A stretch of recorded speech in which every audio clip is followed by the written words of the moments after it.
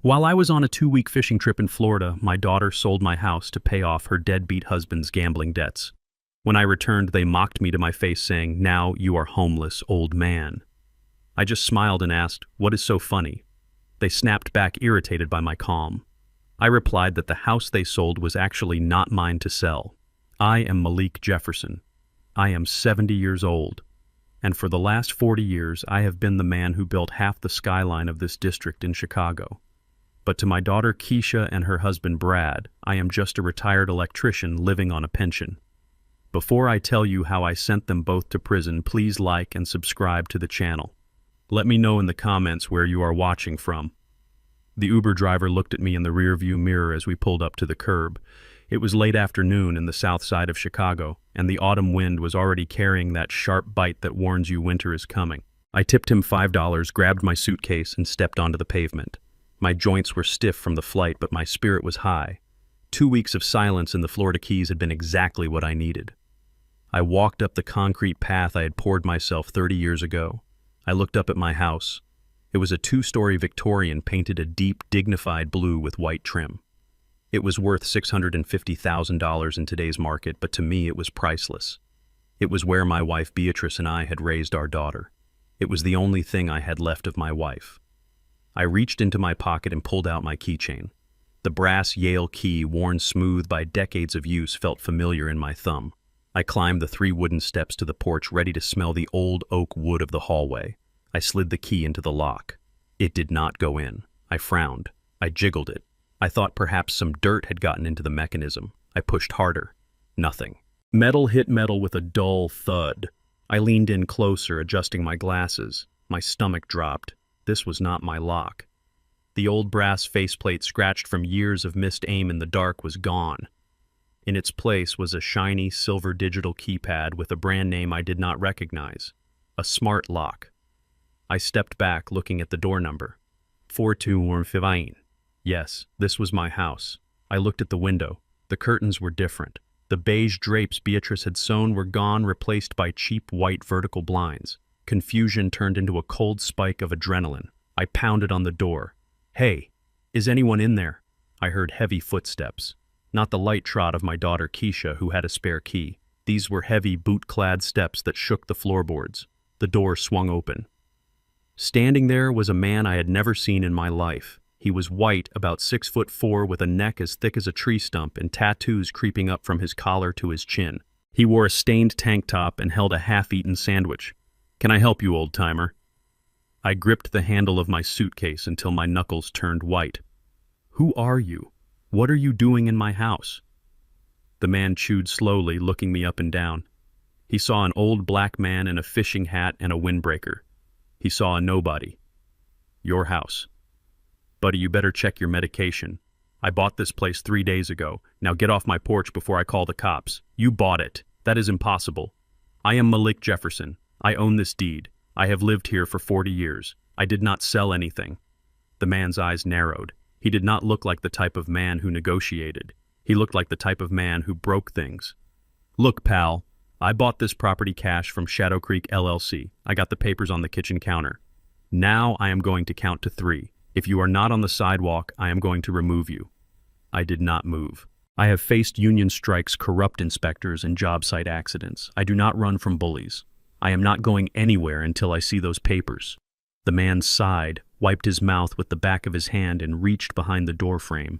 When his hand came back into view, he was holding a Black Glock pistol. He pointed it directly at my chest. 1. My heart hammered against my ribs like a trapped bird. This was Southside Chicago. People got shot for less than a house dispute. 2. I backed down the stairs, hands raised. "Okay, I am calling the police." "Do it!" He spat and slammed the door in my face. The sound of the deadbolt sliding home echoed like a gunshot. I stood on the sidewalk, my suitcase beside me, and dialed 911. My hands were shaking, not from fear, but from a rage so hot it almost blinded me. Someone had sold my house. Someone had stolen my life while I was sitting on a boat in Key West. 10 minutes later, 2 cruisers pulled up. Blue and red lights flashed against the dusk. I waved them down. "Officers, that man in there has a weapon, and he has broken into my home."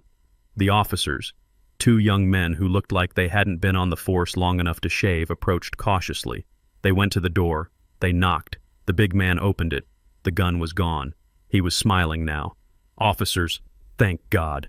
This crazy old vagrant is trying to break in. He was banging on the door, screaming threats. I was terrified. I stepped forward. That is a lie. I live here. Sir, stay back. One officer barked, his hand resting on his holster. The man inside produced a folder. Here is the deed, recorded with Cook County 3 days ago. Here is the bill of sale. Cash purchase. The officer took the papers. He scanned them. He looked at the man, then he looked at me. He walked back down the steps. Sir, do you have identification? I handed him my driver's license. It listed this address. 4215 Martin Luther King Drive. See, it is my house. The officer shook his head. Sir, this ID just proves you used to live here.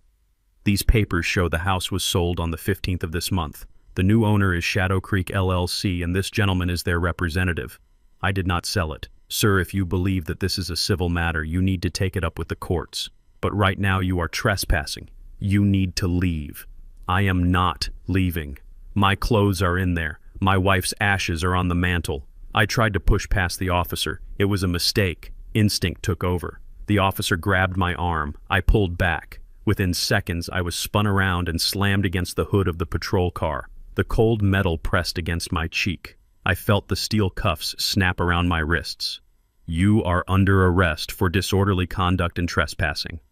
I watched from the back of the squad car as the tattooed man stood on my porch, smirking. He waved a little goodbye as the police drove me away from the home I had built with my own hands. At the station, they left me in a holding cell for 3 hours. The bench was cold steel. The smell of bleach and old sweat filled the air. I sat there, my mind racing, trying to put the pieces together. Who could have done this? Finally, a desk sergeant called me up. He removed the cuffs. You are being released with a warning, Mr. Jefferson. But do not go back to that address tonight. The owner decides to press charges next time you are looking at jail time. He slid a photocopy across the desk. Here. The other party provided a copy of the sale contract for our report. You might want to look at it. I grabbed the paper. My eyes scanned the legal jargon until I reached the bottom of the page. There it was. My signature. Malik Jefferson. It looked exactly like my handwriting. The loops on the J, the sharp slant of the M. It was perfect. Next to it was a notary stamp dated 10 days ago. But 10 days ago, I was on a boat in the middle of the ocean. I looked at the seller's name. It wasn't just my name. There was a cosigner listed as power of attorney, Keisha Jefferson, my daughter. The paper shook in my hands. The room spun. Keisha, my little girl. The girl I put through private school. The girl I bought a car for when she turned 16. The girl whose tuition I paid in full so she would never know debt. She had signed this. She had used a power of attorney document. I remembered then. Last year I had emergency surgery for appendicitis. I was under heavy sedation. Keisha had brought papers. She said they were for the hospital admission for insurance. I had signed them groggily, trusting her. I trusted her with my life. I walked out of the police station into the freezing Chicago night. The wind cut through my thin windbreaker. I had my suitcase, my wallet, and the clothes on my back. That was it. I pulled out my phone. My fingers were stiff with cold. I dialed Keisha's number. It rang once, twice, 3 times. Then it went to voicemail. Hey, it's Keisha and Brad. We are living our best life right now. Leave a message. I hung up. I dialed again and again. On the 5th try, she answered. Her voice was hushed, annoyed. Dad, why are you calling so much? It is late. Keisha, I am outside the police station. A stranger is in my house. He says you sold it. There was a long silence on the other end. Then I heard Brad, my son-in-law, laughing in the background. Dad, look. We had to do it. Brad was in trouble. Real trouble. You sold my house. You forged my signature. I used the power of attorney, Dad. It is legal. You signed it. That was for medical decisions only. Well, the fine print said financial too. Look, Dad, don't be dramatic. You have your pension. You can go to a senior center. They have beds there. A senior center. I am not invalid. I am a wealthy man, though you do not know it. But in that moment, standing on the curb, I felt small. I felt old. Keisha, tell me you did not throw your mother's ashes away. I heard Brad's voice come closer to the phone. Hey, old man. Stop harassing my wife. You are homeless now. Deal with it. If you want to sleep on our couch, it is $500 a week. Otherwise, find a bridge. The line went dead. I stood there looking at the dark screen of my phone. A snowflake landed on the glass and melted. They thought I was a helpless old retiree. They thought they had stripped me of everything. They thought the game was over. I put the phone in my pocket. I straightened my back. The cold didn't bother me anymore. The rage was keeping me warm. I walked to the curb and hailed a cab. Where to, pal? Take me to the downtown Hyatt, I said. That is pricey, the driver warned, looking at my fishing hat. I pulled out a roll of $100 bills from my secret travel stash inside my jacket. Just drive. As we merged onto the highway, I looked out at the city lights. I was not going to a senior center. I was going to war. And tomorrow morning, Keisha and Brad were going to learn that they didn't just sell a house, they sold their own future. I stood in the hallway of the crumbling brick building on 63rd Street. The smell of stale cigarettes and boiled cabbage hung in the air like a thick fog. The fluorescent light above me flickered with a dying buzz. This was where my daughter lived. It was a far cry from the Victorian home I had provided for her growing up, and it was a sharp contrast to the luxury hotel suite I could have afforded. But I was not here for luxury. I was here for answers. I knocked on the door marked 4B. The paint was peeling, revealing rusted metal underneath. Inside, I heard the muffled sounds of explosions and gunfire from a video game. I knocked again, harder this time. The door opened. Keisha stood there. She was wearing a silk robe that I recognized instantly. It was a deep purple robe I had bought for her mother Beatrice 10 years ago for our anniversary. Seeing it on her, knowing she must have raided my closets while I was gone, made my bile rise in my throat. She looked at me, and for a second I saw fear, but then her eyes hardened. Dad, you are here. I did not wait for an invitation. I pushed past her into the apartment. The air inside was hot and smelled of grease. The living room was a chaotic mess of takeout boxes, empty beer bottles, and dirty laundry. But in the center of the filth sat a pristine, brand-new leather sectional sofa. It still had the plastic tags on the legs. And there he was, Brad, my son-in-law. He was sprawled across the new sofa, a controller in his hand, his feet propped up on a coffee table that was stained with water rings. He did not stand up. He did not pause his game. He took a bite of a pepperoni pizza slice, chewing with his mouth open, his eyes fixed on the television screen. Hey, Malik, took you long enough? I stood over him, my shadow blocking the light from the TV. Turn it off. Brad sighed, dropped the controller on the cushion, and looked up at me with a smirk that made my hands itch. You are ruining my kill streak, old man. What do you want? I want to know why a stranger is living in my house. I want to know why the police have a bill of sale with my signature on it. Keisha walked into the room, tying the robe tighter around herself. She did not look at me. She looked at the floor, then at Brad, seeking his approval. We had to do it, Dad. We had no choice. There is always a choice, Keisha. You stole my home. It was not stealing. Brad interrupted, picking a piece of pepperoni out of his teeth. It was asset liquidation. I was in a bind, Malik. Serious, guys. They wanted $200,000 or they were going to break my legs. Maybe worse. What was I supposed to do? Let them kill your daughter's husband. I looked at him, at his soft hands that had never held a hammer, at his arrogant face. I would have preferred that outcome, I said coldly. Keisha gasped. Dad, how can you say that? I can say it because I worked 40 years for that house. I poured the foundation. I framed the walls. I paid every mortgage bill. And you sold it for cash to a stranger while I was on vacation. We saved your life too, Brad said, leaning back. Those guys would have come for the whole family eventually. You should be thanking me. I ignored him and turned to my daughter. How did you do it, Keisha? The deed requires my signature. The notary requires my presence. She finally looked at me. Her eyes were defiant, but I could see the guilt swimming underneath. The power of attorney, Dad. The one you signed last year. My mind raced back to the hospital, the appendicitis, the pain, the fog of anesthesia. Keisha had come in with a stack of papers. She said they were standard hospital forms, insurance waivers, consent for treatment. I had signed them all, my hand shaking, my vision blurry. That was for medical decisions.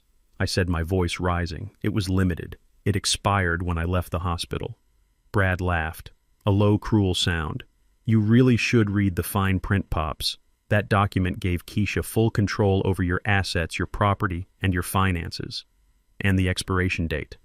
Well, let us just say you were a little hazy on the dates when you signed it. It is valid, Malik. Ironclad. I stared at them. This was not just a desperate act to pay a debt. This was a setup. They had been planning this. They had waited for a moment of weakness, a moment of trust, and they had weaponized it. You manipulated me, I said. You took advantage of me when I was sick. Brad stood up then. He was taller than me, younger, but he had the posture of a man who had never carried a heavy load. He got in my face, smelling of garlic and old sweat. Watch your mouth, old man. Nobody manipulated you. You are just getting old. Your memory is slipping. The doctor said the anesthesia might have lingering effects on a geriatric brain. Maybe you just forgot what you signed. Maybe you are losing it. Gaslighting. I knew the term. I had seen it on the news.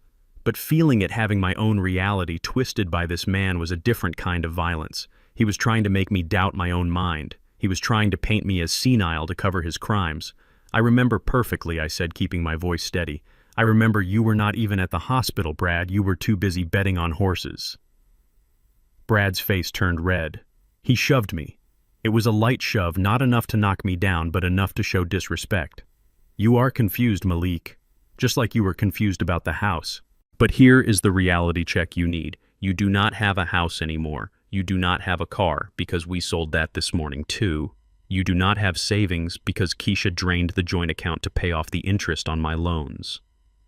I looked at Keisha. She turned away. You took the retirement fund. We needed it, she whispered.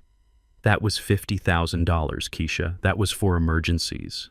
This was an emergency, she snapped. God, why are you being so selfish? We are young. We have a life to live. You are 70 years old. What do you need money for? You are just going to die soon anyway. The words hung in the air, thick, heavy, poisonous. So that is it, I said. I am just a waiting room for your inheritance. Brad clapped his hands together, breaking the tension. Look, let us not get dramatic. We are not monsters. We are family. And because we are family, we are not going to leave you on the street. He gestured grandly to the sofa he had just vacated. We have a proposition for you. Since you are homeless now, and since you clearly cannot manage your own affairs without getting confused, you can stay here, in this apartment, on the couch, Brad corrected. We do not have a spare room, but this is a high-quality leather sofa. Cost me $3,000. Very comfortable. I looked at the couch. It was covered in crumbs, and Brad continued, his eyes gleaming with greed. We cannot have you mooching off us. We have expenses, so we will rent you this spot. $500 a week. $500. That was nearly my entire monthly pension check. That is robbery, I said. That is the market rate for a furnished space in this economy. Brad smirked. Plus, we are providing food. Well, whatever we eat. And laundry services. Keisha can wash your clothes when she does ours. I looked at Keisha. She was my flesh and blood. I remembered holding her when she was born. I remembered teaching her to ride a bike. I remembered paying for her wedding to this man, even though I knew he was no good. You are going to charge your father rent to sleep on a couch after you sold his house. Keisha crossed her arms. We have to be practical, Dad. Brad is right. You have a pension coming in every month. You do not have a mortgage anymore. What else are you going to spend it on? We will set up a direct deposit, Brad added. It will come straight to us. That way you do not have to worry about handling money. Less stress for your brain. I stood there looking at them. I saw them for what they truly were. Not a daughter and a son-in-law in trouble, but predators. Vultures picking at the bones of a life they thought was over. They thought I was trapped. They thought I was a senile, helpless old man with nowhere to go.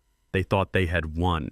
If I walked out that door right now, I could go to my lawyer. I could freeze everything. I could bring down the full weight of the law on them. But if I did that, they might run. They might hide the money they had left. Or worse, they might play the victim to the courts, claim I was mentally incompetent, and use the very documents they forged to lock me away in a facility.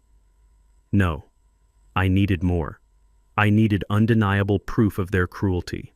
I needed to witness their crimes up close. I needed them to believe I was exactly what they said. I was weak, broken, and compliant. I lowered my head. I let my shoulders slump. I let my hands tremble slightly. I forced myself to look defeated. "Okay," I whispered. Brad's smile widened into a grin. "Okay, what?" "Okay. I will stay. I have nowhere else to go." "Smart choice," Malik, Brad said, patting me on the shoulder hard. "Welcome home." He grabbed his slice of pizza and sat back down on the couch right next to where I was standing.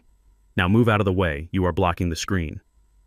I moved to the corner of the room. I sat on a hard wooden dining chair. I watched them. Keisha went into the kitchen and started making a drink. Brad yelled at the TV. They ignored me completely. I sat there in silence, my face a mask of sorrow, but behind my glasses my eyes were dry and sharp. I was calculating. I was memorizing. They wanted a homeless old man. I would give them one. I would be the best roommate they ever had. I would clean their floors. I would wash their clothes. I would listen to their conversations. I would watch where they hid their papers. I would learn every password, every PIN number, every secret they thought they were keeping from the senile old man on the couch. "You want $500 a week, Brad," I thought to myself. "I will give it to you. But you are going to pay for every single cent with your freedom." I leaned my head back against the wall and closed my eyes, feigning sleep. But I was wide awake. The construction of their downfall had just begun, and I was the foreman. I woke up before the sun had a chance to touch the skyline of Chicago. My back was screaming in protest against the lumpy cushions of Brad's leather sofa. The apartment was silent except for the hum of the refrigerator and the occasional siren wailing in the distance. I folded the scratchy blanket they had given me and placed it neatly on the armrest. I was not a guest here. I was an inmate, and inmates have to follow the rules until they figure out how to break out. I slipped out of the apartment without making a sound. The morning air was crisp and smelled of exhaust and damp concrete. I walked 6 blocks to the bus stop. My destination was the Cook County Recorder of Deeds office downtown. I needed to see the paperwork with my own eyes. I needed to see the crime scene on paper. The office was a cavernous room filled with rows of computers and people looking for answers they usually did not want to find. I took a ticket and waited.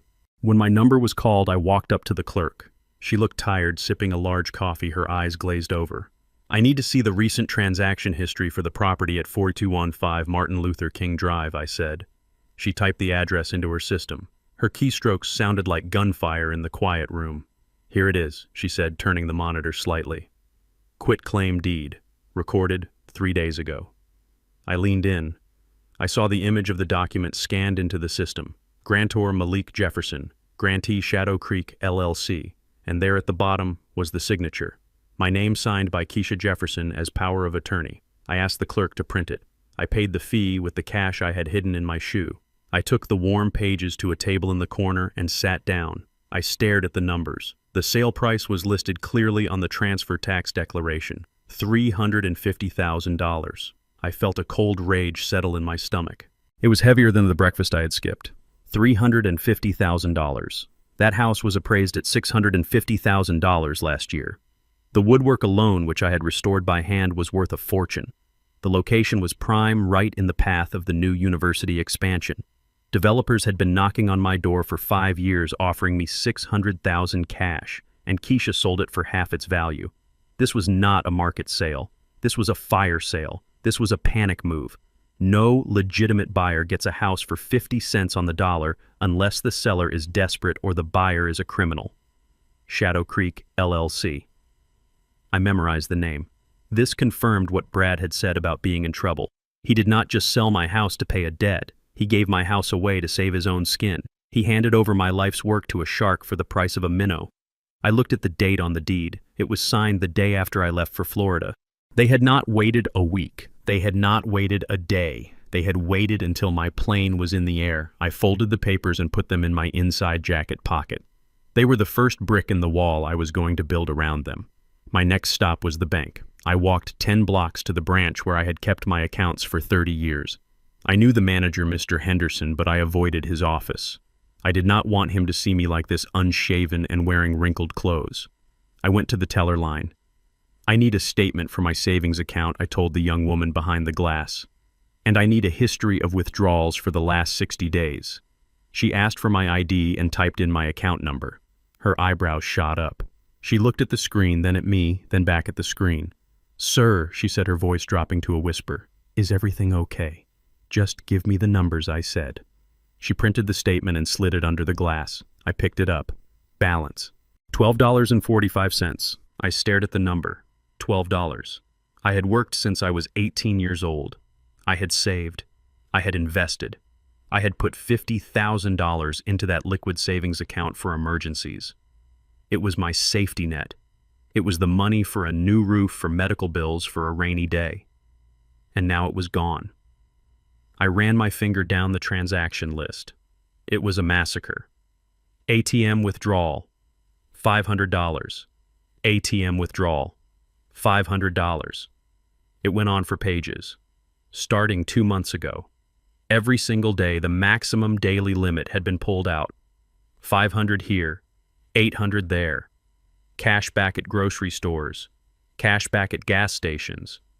Keisha. She had my debit card number. I had given it to her once years ago to buy groceries when Beatrice was sick. She had kept it. She had waited. While I was recovering from surgery, drugged and vulnerable, she must have taken the card from my wallet and cloned it. Or maybe she just wrote down the numbers. It did not matter how. What mattered was the consistency. She did not drain it all at once. That would have triggered a fraud alert. She bled me dry slowly, day by day, like a parasite. I looked at the dates. The withdrawals accelerated 2 weeks ago, right before I left for Florida. They knew they were going to sell the house. They knew I would find out. So they decided to take everything before the bridge burned down. They left me $12. That was not even enough for a cab ride back to the hellhole they called home. I thanked the teller and walked out.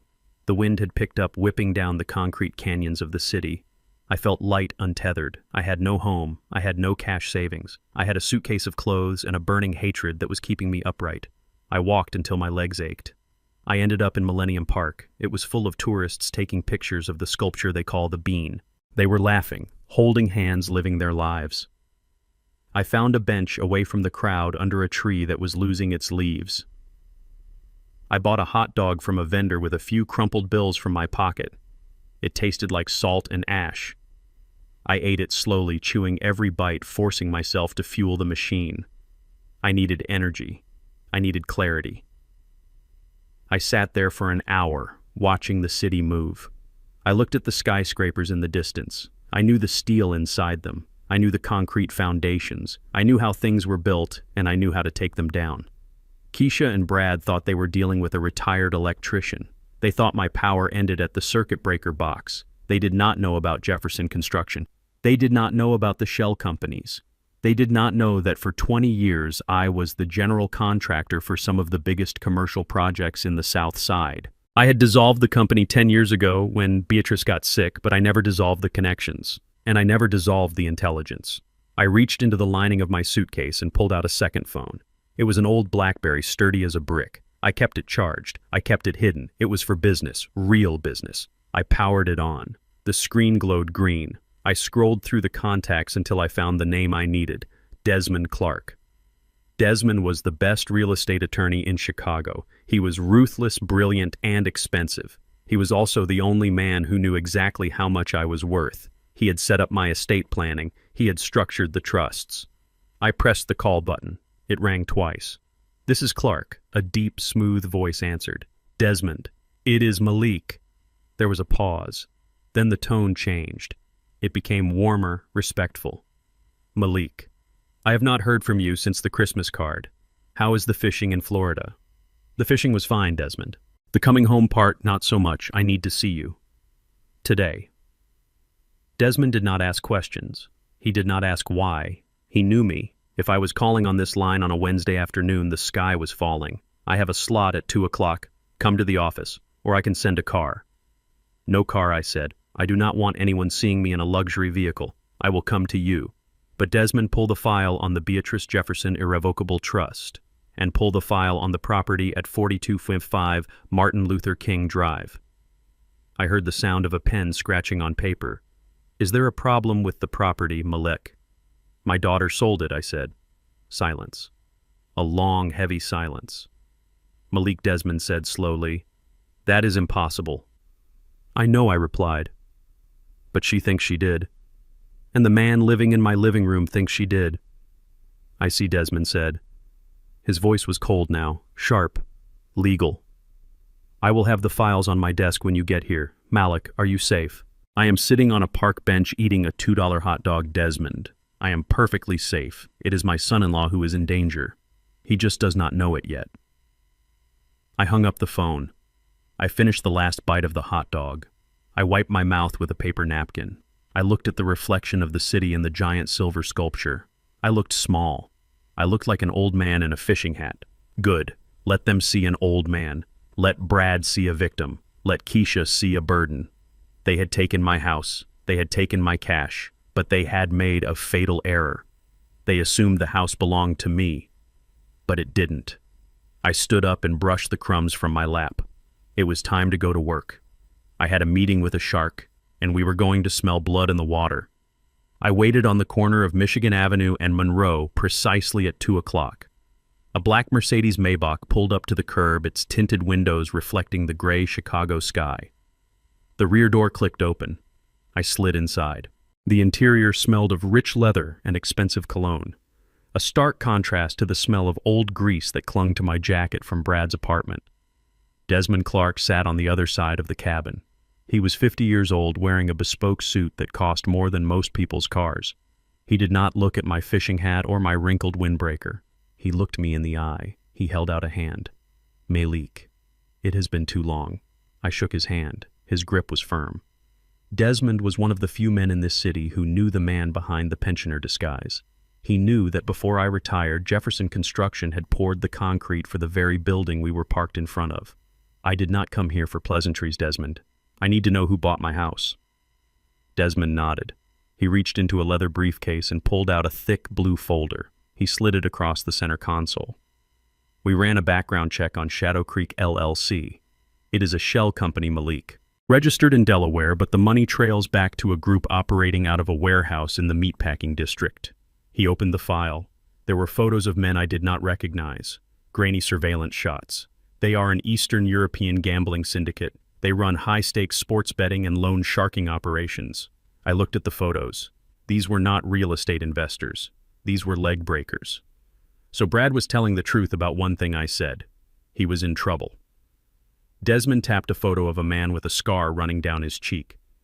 "Your son-in-law owes them $200,000. He lost it betting on college football and some cryptocurrency scheme that went bust. Shadow Creek LLC didn't buy your house because they wanted the architecture. They took it as payment, a liquidation of assets to cover a bad debt." I felt a cold shiver. My home, the place where Beatrice had planted her roses, the place where I had built the nursery. It was just a poker chip to them. They threatened to kill him, didn't they? "That is their standard operating procedure," Desmond said. Brad panicked.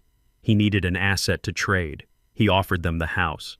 They probably gave him a value of $350,000 to clear the debt and the interest, and they paid him the difference in cash to keep him quiet. That explains why he has a new sofa, and you are sleeping on it. I closed the file. My hands were steady. So they have the house. They have the deed. Desmond smiled then. It was a shark's smile. Cold, sharp, dangerous. That is the interesting part, Malik. They think they have the deed.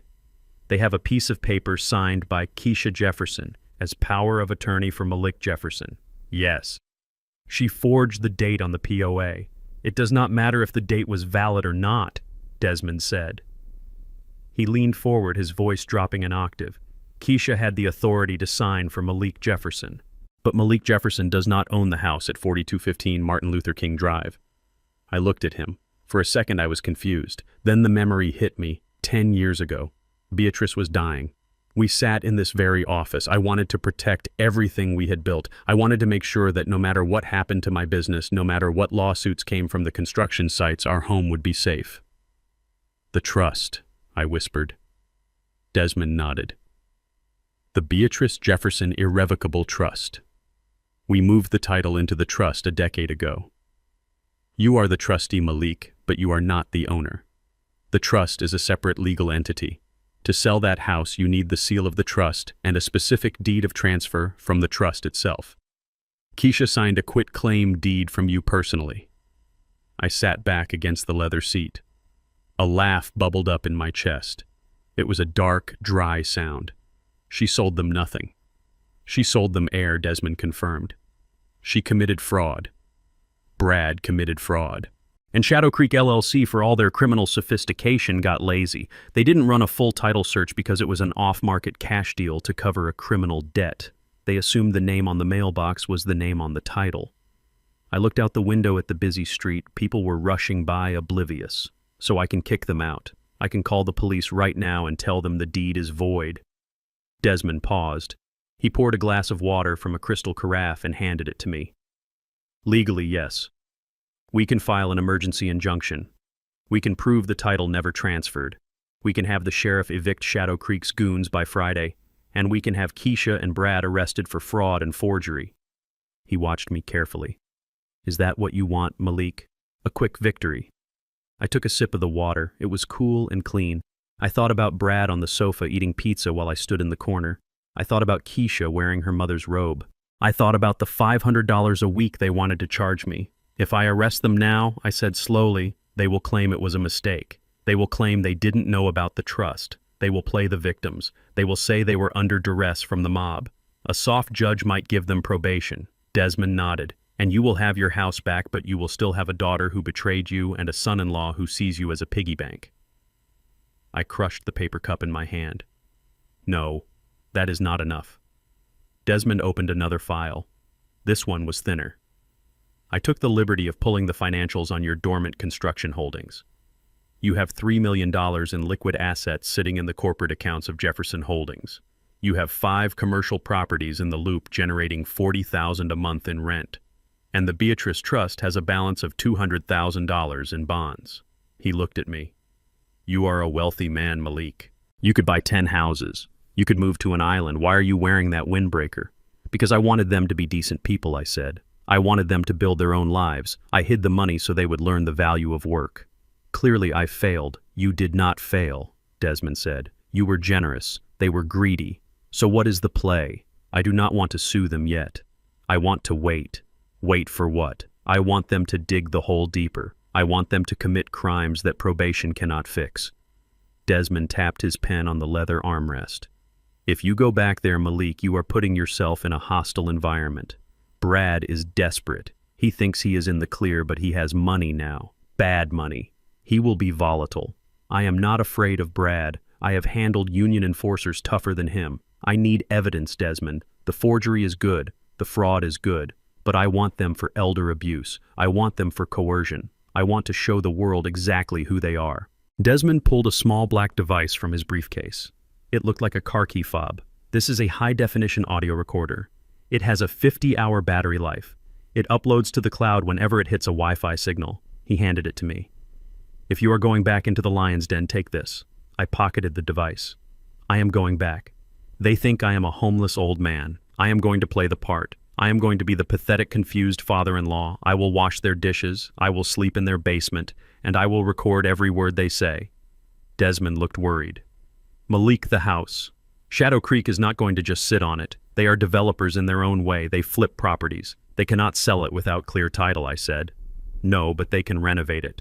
They can gut it. Let them try, I said.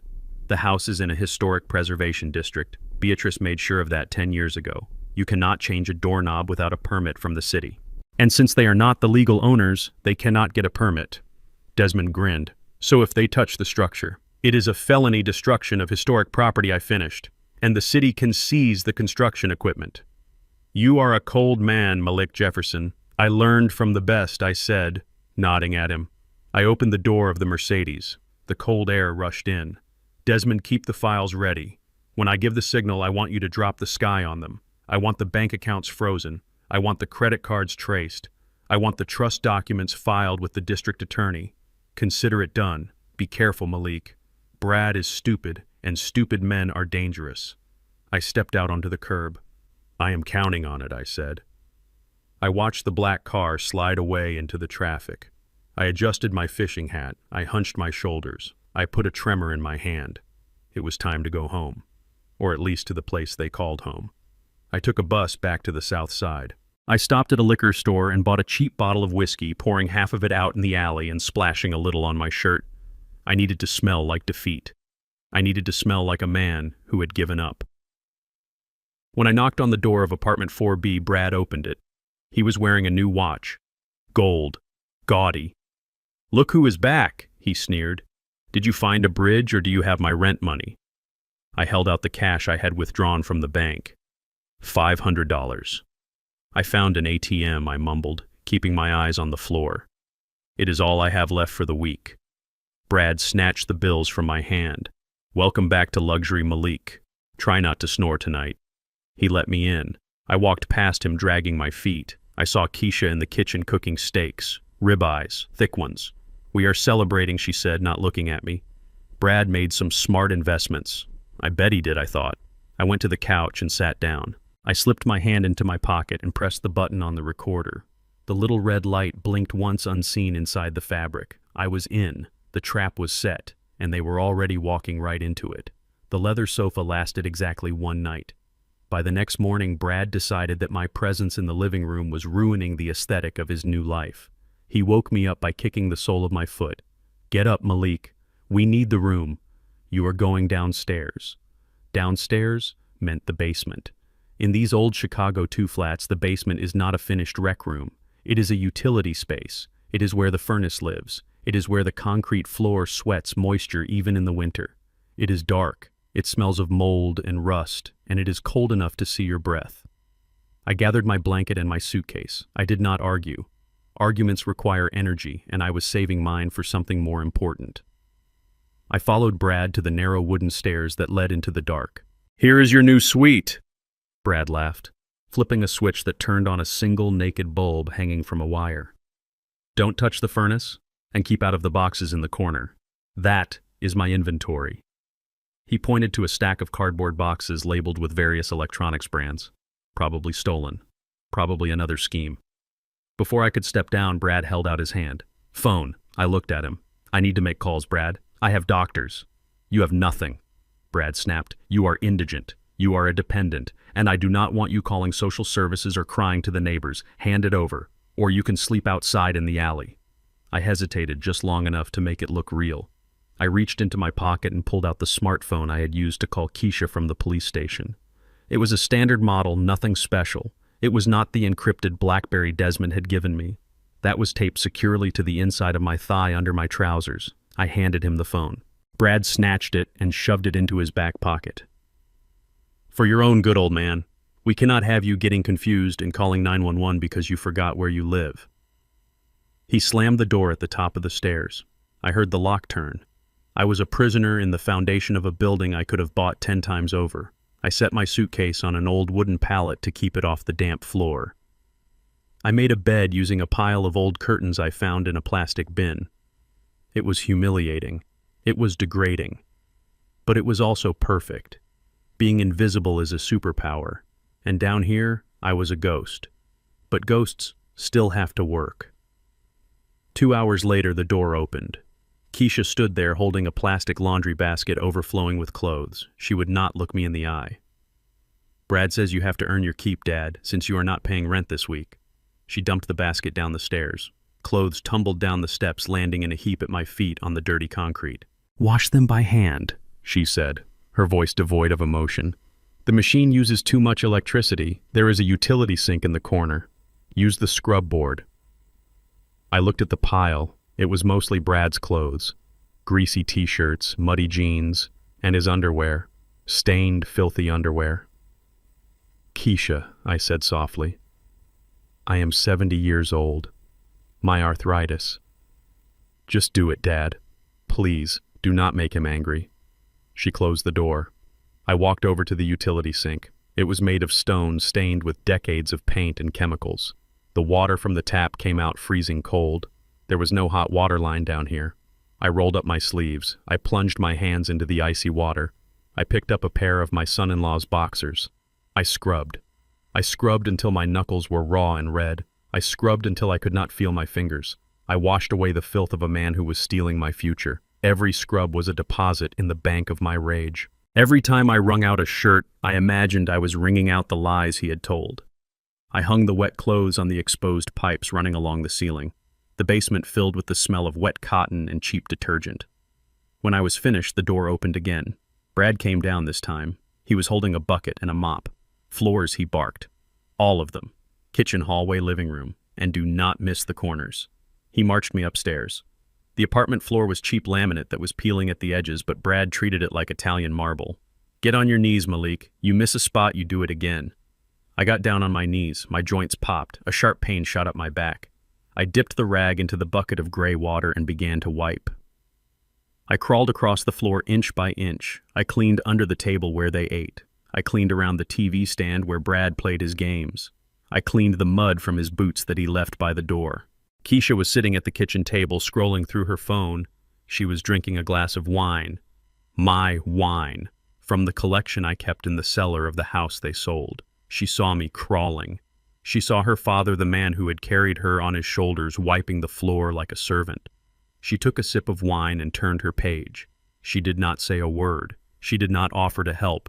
She did not even look embarrassed anymore. She had accepted this new reality. I was no longer her father. I was just a thing that took up space.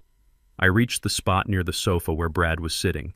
He lifted his feet so I could wipe underneath. You missed a spot, he said. I looked. The floor was clean. It looks clean to me, Brad. He smirked.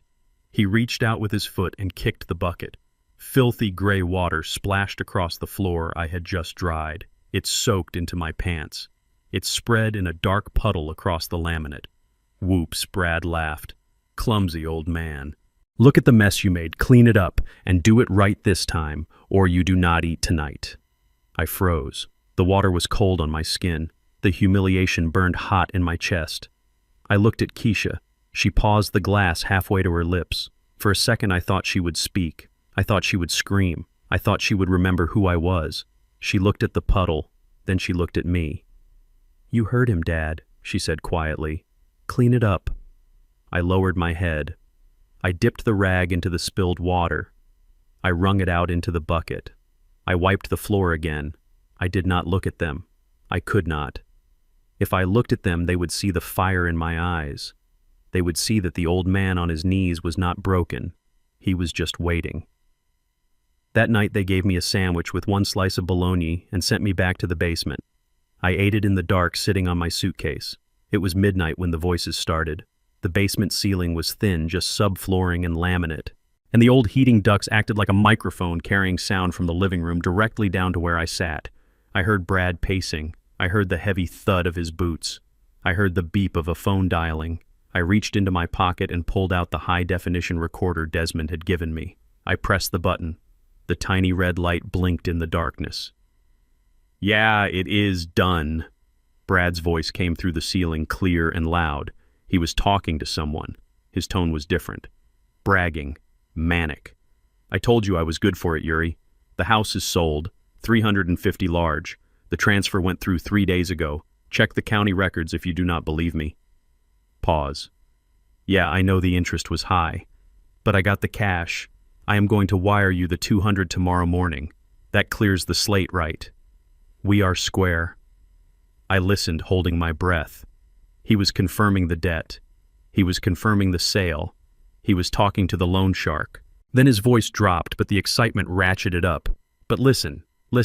I am not sending you everything. I have got 150 left over. Yeah. And I got a tip. A real insider tip. There is this new coin launching on Tuesday. Titan coin. My buddy says it is going to moon. It is a guaranteed 10x return in 24 hours. I shook my head in the dark. He was an addict. He had just committed a major felony to clear a life-threatening debt, and he was already planning to gamble the surplus. I am going all in, Yuri. I am putting the whole 150 on it. I will turn that into $1.5 million by Friday. Then I will pay you off, buy a mansion, and dump this dump. Pause. The old man. He is here. He is sleeping in the basement like a rat. Yeah, he has no clue. He thinks he signed medical papers. He is senile. I got him scrubbing floors. It is hilarious. My grip tightened on the recorder. No, he is not a problem. He has no money, no phone, no car. He is invisible. Once I hit big on this coin, I will drop him off at a state shelter and change the locks. He won't last a winter. Brad laughed. It was the laugh of a man who thought he was untouchable. All right, I will see you tomorrow for the drop. And Yuri put me down for 10 grand on the Bears game too. I feel lucky. He hung up. I heard him walk to the kitchen. I heard the fridge open. I heard a beer crack. I stopped the recording. I saved the file. I sat there in the cold, the sound of his laughter still echoing in my ears. He was going to gamble the money he got from selling a house he didn't own. This was it. This was the mistake Desmond had predicted. If Brad wired that money to a crypto exchange, it became wire fraud. If he moved it across state lines, it was federal. And since the house actually belonged to the Beatrice Trust, he was embezzling from a legal entity. He was digging a hole so deep he would never see the sun again. I lay back on my makeshift bed of curtains. The floor was hard and the air was freezing, but I felt warm. "Go ahead, Brad," I whispered to the dark ceiling. "Feel lucky. Bet it all. Because I am the one holding the deck, and you are about to draw the dead man's hand." It was Tuesday morning when the sky finally fell on Brad. I was in the basement folding the laundry I had washed by hand the night before. The damp cold of the concrete floor seeped through my shoes, but I barely noticed it anymore. I had become part of the basement. I was just another piece of discarded furniture stored in the dark. Suddenly a scream tore through the ceiling above my head. It was not a scream of pain. It was a scream of pure, unadulterated panic. It is gone. It is all gone. I heard the sound of something heavy hitting the wall, probably a chair. Then came the sound of breaking glass. I stopped folding. I stood perfectly still under the heating duct, letting the voices drift down to me. "What do you mean it is gone?" That was Keisha's voice. She sounded shrill, terrified. "It was a rug pull, Keisha. A scam. The developers dumped their wallets. Titan Coin is trading at zero. It is zero." I allowed myself a small, cold smile in the darkness.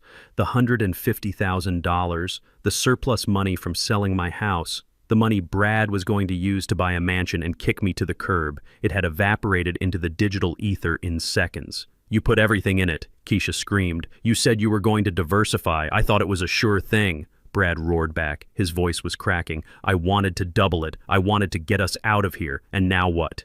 We have nothing. We paid Yuri, but we have nothing left for rent. We have nothing for food. We sold the car. We sold his house. We have zero cash, Brad." I heard pacing. Heavy, frantic footsteps stomping back and forth across the laminate floor above. "I need liquidity," Brad was muttering. "I need a stake. If I can just get $5,000, I can put it on the Lakers game tonight.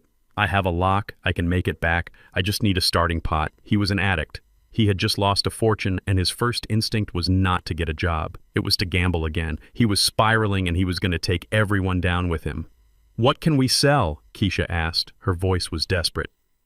"The TV. I already pawned the good one yesterday to buy the dip," Brad snapped. "We have nothing. This place is empty." Silence fell for a moment. Then I heard Brad's footsteps stop directly above where I was standing. Wait. The watch. What watch? The old man. On his wrist. He wears that old Rolex. The stainless steel one with the black face. I instinctively covered my left wrist with my right hand. The watch. It was a 1970 Rolex Submariner. Beatrice had saved for 3 years to buy it for me when I started my construction company. It was the first thing of value we ever owned. I had worn it every day for 40 years. It was scratched, it was faded, but to collectors it was worth $15,000, maybe $20,000. It was not just a watch. It was Beatrice. It was her faith in me. "He still has it?" Keisha asked. "Yeah, he never takes it off. That thing is vintage. It is worth 10 grand easy, maybe more. That is my stake. That is how I get us back in the game." I heard them moving toward the basement door. I looked around. There was nowhere to hide. There was nowhere to run. I was a 70-year-old man trapped in a concrete box with 2 desperate predators coming down the stairs. The door flew open. Light from the hallway spilled down the steps, blinding me for a second. Brad came down first, taking the steps 2 at a time. Keisha followed close behind him. Brad's eyes were wild. He was sweating. He looked like a cornered animal. "Give it to me, Malik." He did not call me Dad. He did not call me by my name. He just held out his hand, palm up, demanding. I stepped back until my back hit the cold brick wall. "Give you what, Brad?" "The watch. The Rolex. Take it off." I covered the watch with my other hand. My heart was hammering against my ribs, but my voice was steady. "No." Brad blinked. He was not used to me saying no. He was used to the beaten-down old man who scrubbed his floors. "What did you say to me?" I said no. "This watch was a gift from my wife. It is the only thing I have left of her. You took my house. You took my savings. You took my dignity. You are not taking this." Keisha stepped forward. She looked tired. Her hair was messy and her eyes were rimmed with red. She looked at me not with compassion but with annoyance. "Dad, just give him the watch. It is just a thing. We need the money." "It is not just a thing, Keisha. It is your mother. Do you not remember? She gave it to me the day we signed the papers for Jefferson Construction. You were there. You were 5 years old. I do not care about the past, Dad," Keisha snapped. "I care about right now. We are broke. We are desperate. If you love me, you will help us. Love you. You sold my house while I was on vacation. You put me in a basement. That is not love, Keisha. That is abuse." Brad growled. He lunged forward. "I am done asking." He grabbed my left arm. His grip was strong, painful. He tried to wrench my hand away to get to the clasp. I fought him. I am old, but I worked construction for 40 years. I have grip strength. I locked my arm against my chest. "Let go of me," I shouted. Keisha grabbed my other arm, pulling me back. "Stop fighting, Dad. You are going to hurt yourself. Just give it to us." Brad's fingernails dug into my wrist. He was clawing at the metal clasp. "Open it, you old bat. Open it." I twisted, pulling away. I saw the rage in Brad's eyes. It was not just desperation anymore, it was hatred. He hated me because I was right. He hated me because he was a failure. He pulled back his fist and shoved me hard. It was a violent two-handed shove directly to my chest. I stumbled backward. My feet tangled in the pile of dirty laundry I had been washing. I fell. The world tilted. I saw the ceiling pipes. I saw the naked bulb. And then I saw the heavy metal shelving unit in the corner. My head connected with the steel upright of the shelf. There was a sickening crack. A flash of white light exploded behind my eyes. Then came the darkness for a split second, followed by a sharp, searing pain. I slumped to the concrete floor. I felt warm liquid trickling down the side of my face. It ran into my eyes, stinging and blurring my vision. It dripped onto my collar. Blood. I lay there dazed. My vision swam. I looked up at them. Brad was standing over me, breathing hard. He looked at the blood on my face. He looked at his own hands. For a second I thought he might help me. I thought he might realize he had gone too far, but he didn't. He saw an opportunity. While I was stunned on the floor, he knelt down. He grabbed my limp left arm. He undid the clasp. He slid the Rolex off my wrist. "Got it," he whispered. He stood up, holding the watch up to the light. It gleamed silver in the dim basement. "Dad," Keisha said. Her voice was trembling, but she did not move toward me. She stayed by the stairs. "Is he okay?" "He is fine," Brad said, not even looking at me. He just bumped his head. "He is tough. Come on. We have to get to the pawn shop before it closes." He turned and ran up the stairs, clutching my dead wife's gift like a trophy. Keisha looked at me one last time. I was lying in the dirt, bleeding. Her father. The man who paid for her college. The man who walked her down the aisle. She looked at the blood pooling under my head. "I will bring you some ice later," she mumbled. Then she turned and followed her husband. She closed the door. She locked it. I was alone in the dark. The silence of the basement returned, broken only by the drip, drip, drip of my own blood hitting the concrete. I lay there for a long time. The pain in my head was a throbbing drumbeat. I felt dizzy, nauseous. I reached up and touched the wound. It was deep, a gash right above my temple. My hand came away wet and red. I should have called for help. I should have banged on the door, but I didn't. I sat up slowly. The room spun, but I forced it to stop. I dragged myself over to where my suitcase was hidden under the pallet. I reached inside the lining and pulled out the BlackBerry. My hands were shaking and covered in blood. I smeared red across the screen as I unlocked it. I did not wipe the blood off my face. I let it run. I wanted it to look exactly as bad as it was. I opened the camera app. I turned the lens toward myself. The image on the screen was horrifying. An old man with gray hair matted with dark blood. A rivulet of red running down his cheek into his white beard. My shirt collar was soaked. My eyes looked hollow-haunted. I snapped the picture. Flash. Then I took a picture of the metal shelf showing the sharp edge with my blood and hair stuck to it. Flash. I took a picture of my empty wrist where the pale skin showed where the watch had been for 40 years. Flash. I opened the secure messaging app. I selected Desmond Clark. I attached the photos. My fingers felt cold and clumsy, but I typed the message. Evidence number 1. Assault causing bodily harm. Robbery. Suspects Brad and Keisha. Location basement. Time 11:45 a.m. I hit send. I watched the progress bar. Sending, sending, sent. I put the phone back in its hiding place. I leaned my head back against the cold brick wall. I felt a strange sense of calm wash over me. They thought they had won a watch. They thought they had a stake for a game, but they had just handed me the weapon that would end them. Assaulting a senior citizen is a felony. In Illinois, it carries a mandatory prison sentence. Brad had just turned a financial dispute into a violent crime. He had crossed the line from a con artist to a thug. I closed my eyes and listened to the blood dripping onto my shirt. "Enjoy the watch, Brad," I whispered into the darkness. "It is going to cost you 15 years.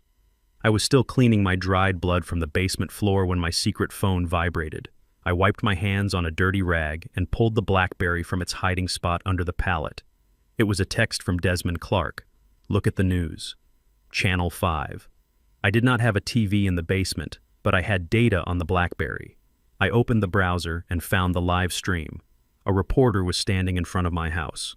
4215 Martin Luther King Drive. Behind her, a large yellow excavator was idling on my manicured lawn. Its claw had already ripped down the wrought iron fence I had installed in 1995. A chunk of the front porch railing was missing. Shadow Creek LLC was not wasting time. They were not moving in. They were tearing it down. They were going to build a multi-unit complex. Condos. Quick cash. I watched on the small screen as the machine pivoted. The operator was careless. He swung the arm too wide and smashed the bay window of the living room. Glass shattered. My heart clenched. That window. Beatrice used to sit there and read to Keisha. I wanted to scream. I wanted to run out of the basement and stop them with my bare hands. But I forced myself to breathe. This destruction was part of the plan. It was the bait. I typed a message to Desmond. "Do it. Now." 5 minutes later, Desmond replied. "Done. The tip has been filed with the Chicago Landmarks Commission.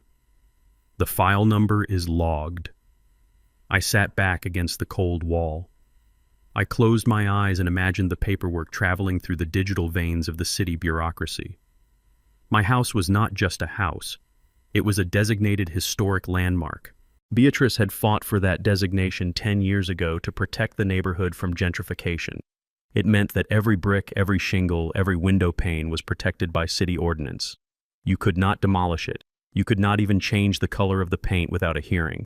And Shadow Creek LLC, in their rush to liquidate a bad debt, had not checked the zoning. They had bought a protected asset and treated it like a teardown. I switched back to the live stream. The reporter was still talking, unaware of the legal storm approaching. "We are seeing rapid development here in the South Side," she was saying, "but some neighbors are concerned about the speed of these changes." Suddenly, a white city vehicle pulled up to the curb. It had the seal of the Department of Buildings on the door. 2 men in hard hats and reflective vests jumped out. They did not look happy. One of them was holding a clipboard and a roll of orange tape. They marched up to the site foreman. I could not hear what they were saying, but I saw the body language. The inspector pointed at the broken fence. He pointed at the smashed window. He pointed at the excavator. The foreman threw his hands up. He was arguing. The inspector shook his head and slapped a large orange sticker on the front door. "Stop work order." I zoomed in on the screen. I knew what that sticker meant. It meant everything stopped, not just for today, for months, maybe years. The inspector pulled out a pad and started writing citations. I could practically count them. Unpermitted demolition, damage to historic property, safety violations. Each one carried a fine, and for a landmark violation, the fine was $10,000 per day. The excavator engine cut off. The silence was deafening even through the phone speakers. Shadow Creek LLC had just bought a $350,000 headache, and they couldn't build. They couldn't flip.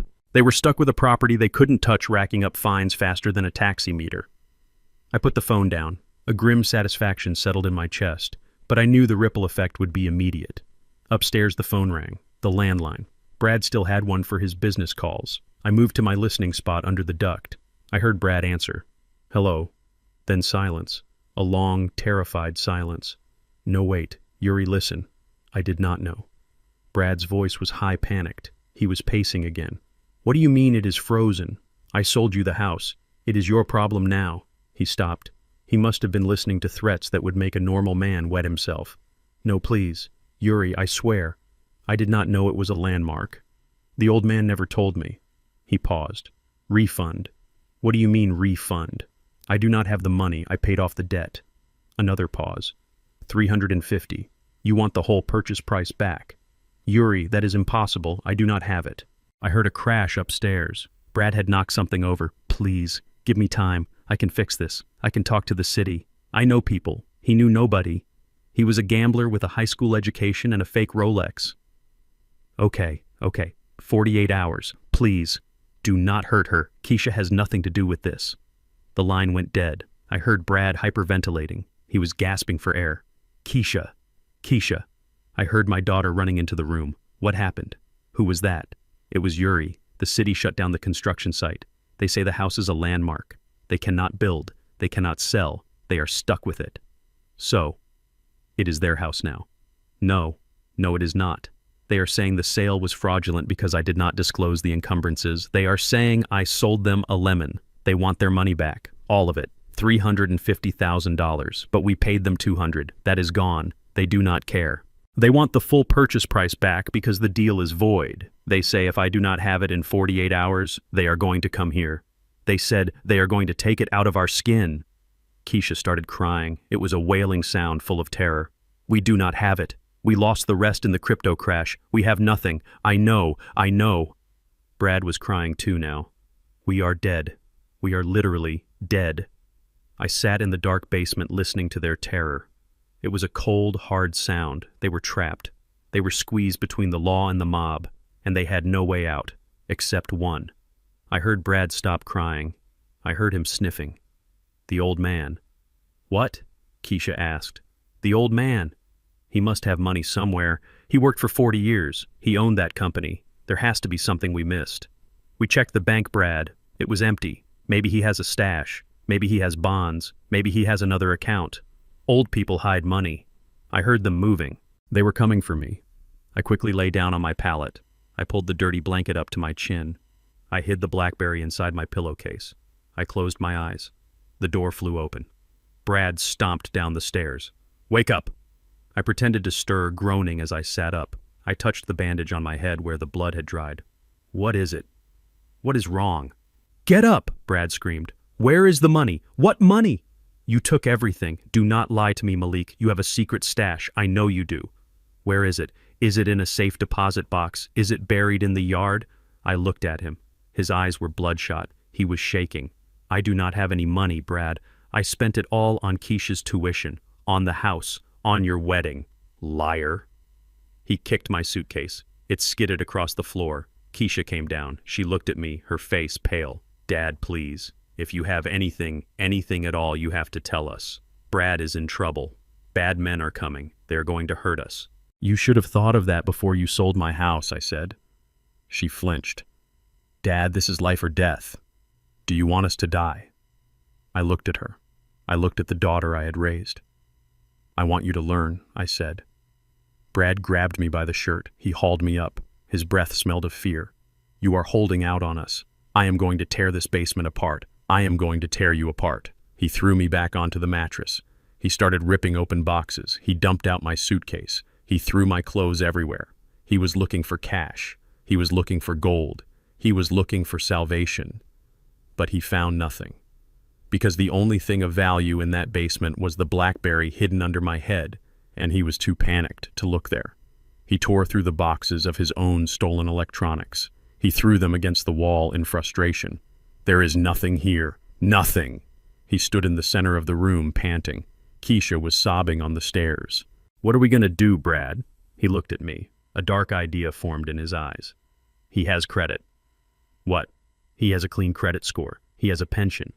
We can get loans. We can get cards. He stole my identity, I said. You already drained the accounts. But we didn't open new ones. Brad said, his voice rising with manic hope. We can apply for everything. High limit cards, personal loans. We can max them out in 24 hours. We can get 50, maybe 60 grand. It is a start. It buys us time. He looked at Keisha. Get his wallet. Get his social security card. Keisha hesitated. Brad, that is fraud. We are already dead if we don't. Do it. Keisha came over to me. She reached into my pocket. I did not fight her. I let her take my wallet. I let her take the worn Social Security card I kept behind my license. I am sorry, Dad, she whispered. No, you are not, I said. She took the cards and ran up the stairs. Brad followed her. Start applying, he yelled. Hit every bank. Chase, Citi, Amex. Apply for everything. He stopped at the door and looked back at me. You better hope your credit is good, old man, because your life depends on it. He slammed the door. I waited until their footsteps faded. I pulled out the BlackBerry. I sent a message to Desmond. They are trying to open credit lines in my name. Let them. Do not block it yet. Desmond replied instantly. Malik, that ruins your credit. It creates a mess. I typed back. No, it creates a federal trail. Identity theft. Wire fraud. Bank fraud. Let them dig. I lay back down. I listened to them upstairs typing furiously on their laptops, desperate to find a digital lifeline. They were not just digging a hole anymore. They were digging a grave. And they were pulling the dirt in on top of themselves. Wednesday morning brought a silence that felt like a held breath before a scream. The air in the basement was stagnant and heavy with the smell of mold and my own unwashed clothes. I sat on my pallet of curtains staring at the dust motes dancing in the single beam of light coming from the small window at street level. I was hungry. They had not fed me since the sandwich the night before, but hunger was a dull ache compared to the sharp anticipation of what was coming. At 10 o'clock, the front door upstairs slammed open with such force that dust rained down from the basement ceiling rafters. Heavy, frantic footsteps pounded across the laminate floor. It was Brad. He was running. He was hyperventilating. I heard him lock the door. I heard the deadbolt slide. Then I heard the sound of heavy furniture being dragged across the floor, probably to barricade the entrance. He was terrified. The loan sharks had found him. Yuri and his men were not waiting for 48 hours. They were applying pressure now. I moved to my listening spot under the duct. Brad was on the phone, but he was not talking, he was listening. No, please do not come here. I will get it, I swear. Just do not cut me. Please, man, I need my legs. He was sobbing. A grown man crying like a child because he had played a game he did not understand. I stood in the darkness listening to him beg. It gave me no pleasure, but it gave me satisfaction. This was the consequence of greed. This was the bill coming due. Suddenly the basement door flew open. Brad stood at the top of the stairs. He looked deranged. His hair was wild, his eyes bloodshot, and his shirt was torn at the collar. He held a kitchen knife in one hand. For a second, I thought he was going to kill me. I tensed my muscles, ready to fight for my life, but he did not look at me. He looked past me. He looked at the boxes. He looked at the shelves. He looked at my suitcase. He ran down the stairs, stumbling. Money. There has to be money. He started tearing the basement apart. He ripped open the boxes of stolen electronics he had stored. He threw cables and routers across the room. He was looking for cash he might have forgotten. He was looking for anything valuable enough to pawn. He turned to my corner. He kicked my pallet. Get up, old man. Move. I scrambled back against the wall, feigning terror. Brad, what is happening? Shut up. Where did you hide it? Hide what? The money, the gold, the bonds. I know you have something. You had a company. You built skyscrapers. You did not spend it all. You are a liar. He grabbed my suitcase. He dumped it upside down. My clothes spilled out onto the dirty floor. My underwear, my socks, my 2 shirts. He picked them up and shook them, hoping cash would fall out. Nothing. He screamed a sound of pure frustration and threw the empty suitcase against the furnace. He turned to the bookshelf in the corner. It was an old metal shelf where I kept a few personal items they had allowed me to bring down. A few photos of Beatrice, my Bible, and a stack of old construction manuals I had kept for sentimental reasons. Brad swept the photos onto the floor. The glass frames shattered. He grabbed the Bible and shook it. Nothing fell out. He threw it into a puddle of water near the drain. My heart clinched seeing Beatrice's photo in the dirt, but I did not move. I watched him. He grabbed a thick book. It was a manual on structural engineering from 1995. It was heavy bound in leather. I had hollowed out a small section in the middle pages years ago, not for money but to keep emergency documents. Brad opened it. He riffled through the pages. Something fell out. It hit the concrete with a metallic clink. It was not paper. It was not a coin. It was a card. Brad froze. He looked down at the object. It was black. It was made of anodized titanium. It caught the dim light of the bulb. He bent down and picked it up. He turned it over in his hands. It was my American Express Centurion card. The black card. The most exclusive credit card in the world. Invitation only, no spending limit. I had kept it active for 20 years, paying the $5,000 annual fee without fail, even after I retired. It was my ultimate emergency fund. My lifeline. Brad stared at it. He saw my name embossed in silver. Malik Jefferson. He saw the logo. American Express. He did not know what a Centurion card was. He was a small-time gambler who dealt in cash and debit cards. To him, it just looked like a weird, heavy credit card. He looked at the expiration date. It was valid for another 3 years. He looked at me, his eyes wide with shock and greed. "You have a credit card?" I pretended to be confused. I squinted at him. "That old thing. I have not used that in years. I think I canceled it. It was for buying lumber." Brad looked at the card again. He felt the weight of it. "It does not say canceled," he whispered. He looked at the back. There was no signature. He looked at me, and a twisted smile spread across his face. "You forgot about this, didn't you? You senile old fool. You have a credit card sitting in a book while we are starving." I tried to grab it. "Give that back, Brad. That is not yours. It is probably expired." He pushed me away easily. "Finders keepers. Malik, you are destitute, remember? You do not need credit." He shoved the card into his pocket. The panic in his eyes was replaced by a manic energy. "This is it. This is the lifeline." He did not know the limit. He did not know it was unlimited. He probably thought it had a $5,000 limit like his Capital One card used to have before he maxed it out. He ran up the stairs, leaving the basement in ruins. He slammed the door, and I heard him running down the hallway of the apartment. I waited until I heard the front door of the apartment open and close. He was gone. I reached under the pallet and pulled out the BlackBerry. I opened the American Express app. I had set it up to send silent alerts for any transaction, but not to decline them. Not yet. I sat in the dark and waited. 20 minutes later, the first notification came through. Transaction attempt, Best Buy, State Street, amount $1,200.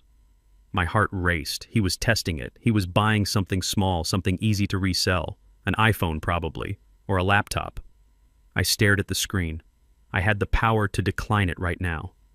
I could press one button and the card would be dead. Brad would be humiliated in the store, and he would come back here empty-handed and furious. But that was not the plan. If I declined it, he would just be a guy trying to use an old card. No crime, no federal offense. I needed him to succeed. I needed him to steal. I needed him to cross the line from desperation into felony fraud. I watched the screen. Transaction approved. I let out a breath I did not know I was holding. He had done it. He had successfully used a stolen credit card belonging to a senior citizen to make a purchase over $1,000. That was a felony in Illinois. But I knew Brad. One phone was not enough. He needed $200,000. 5 minutes later, another notification. Transaction attempt. Best Buy, State Street. Amount $4,500. He was buying MacBooks. He was cleaning them out. Transaction approved. 10 minutes later. Transaction attempt. Louis Vuitton, Michigan Avenue. Amount $3,200. He was buying luxury goods to resell or maybe a peace offering for Keisha. Transaction approved. He was running wild. He was drunk on the power of plastic. He thought he had found a magic wand. He thought I was a senile old man who had forgotten to close an account. He had no idea that every swipe of that titanium card was hammering another nail into his coffin. I sat there in the cold basement surrounded by the wreckage of my life, and I watched the numbers climb. 10,000, 15,000, 20,000. He was not just stealing my money. He was stealing his own freedom. I heard the front door open upstairs an hour later. Brad was back. I heard him laughing. It was a high, hysterical sound. "Keisha, look at this." I crept to my listening spot. "Oh my God, Brad, where did you get this? Is that a new bag?" "It is real, baby. And look at this. iPhones, MacBooks. I got it all. How did you pay for this?" The old man, he had a card hidden in a book, a black Amex. I tested it. "It works, Keisha, it works. The old fool forgot to cancel it." "But Brad, that is stealing. If he finds out." "He won't find out. He does not even have a phone. He thinks it is expired. And guess what? I checked the receipt. The available credit line does not show a limit. It just says available. What does that mean? It means we are rich, Keisha. It means we can buy tickets, we can fly out of here, we can go to the Maldives, we can disappear before Yuri finds us. You want to run? We have to run. But first we are going to live a little. We deserve this, Keisha. After everything we put up with taking care of him, we deserve a reward. I heard the sound of boxes being ripped open. I heard the beep of new phones being turned on. Let us book a hotel, Brad said. The nicest one in the city, the signature room. Let us have a feast. I want steak. I want lobster. And then we go to the airport. What about my dad? We bring him. What? We bring him to the dinner. We make him carry the bags. It will be poetic justice. He pays for the meal and he serves it. And then when we get to the airport, we leave him at the terminal. He can figure it out. Keisha laughed. It was a nervous laugh, but it was a laugh. Okay, let us do it. I stood in the darkness, gripping the BlackBerry. They were going to take me to dinner. They were going to parade me around. Perfect. I typed a message to Desmond. The card is active. He is spending. Do not block it yet. He is planning a dinner at the signature room tonight. High value. Desmond replied instantly. I see the transactions. He has crossed the $25,000 mark. That is grand larceny and federal wire fraud. I typed back. Let him hit 50. I want him to feel like a king before I take his crown. I put the phone away. I straightened my dirty shirt. I brushed the dust off my trousers. I was ready for dinner. I was ready to carry their bags. I was ready to play the servant one last time, because tonight the servant was going to become the master. The ceiling above me vibrated with the sound of their joy. It was a sick, perverse kind of happiness fueled by theft and delusion. I sat on my pile of damp curtains in the basement listening to the frenzied activity upstairs. Brad and Keisha were not just spending money. They were devouring it. They had returned from their first shopping trip with bags that rustled and boxes that thudded against the floor. But that was just the appetizer. Now they were feasting on the main course. I heard Brad's voice booming with confidence. Book it, baby. First class. I do not want to see anyone's knees. I want the suites with the doors. He was on the phone or maybe just shouting at a laptop screen. Maldives, the overwater bungalow, the one with the slide into the ocean. 7 nights. No, make it 10. We are not coming back to this dump. I looked down at the BlackBerry in my hand. The screen glowed with a pale green light in the darkness. A new notification popped up.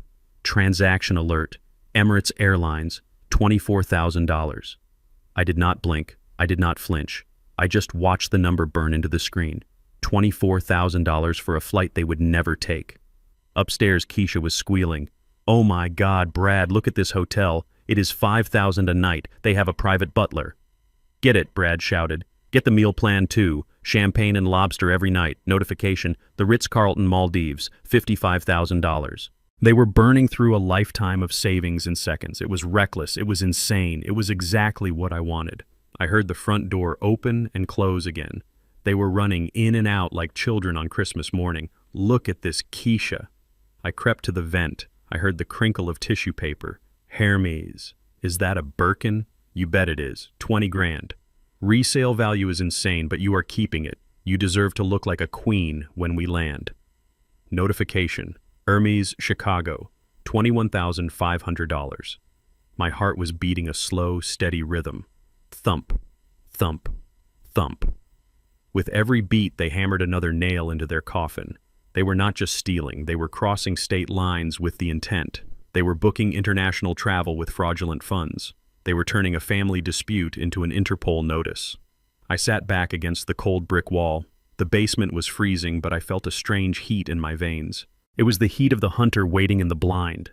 The notifications kept coming. Ting, ting, ting. It was a symphony of destruction. Transaction.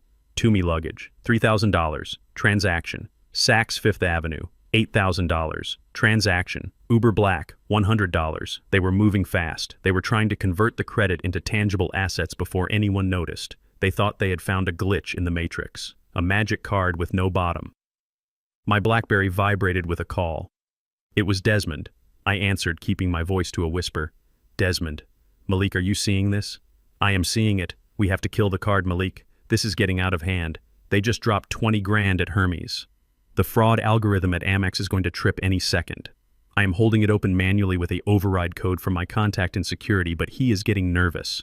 Let him be nervous, I said. Malik, listen to me. You are liable for this until we report it. No, I am not. The trust is liable, and the trust is the victim of a crime. This is madness. Desmond hissed. "They are at $85,000. That is a fortune. Why are we waiting? We have them on grand larceny. We have them on identity theft. It is enough." "It is not enough," I said. My voice was hard as the concrete floor. "If we stop now, they get 5 years, maybe. With good behavior, they are out in 3.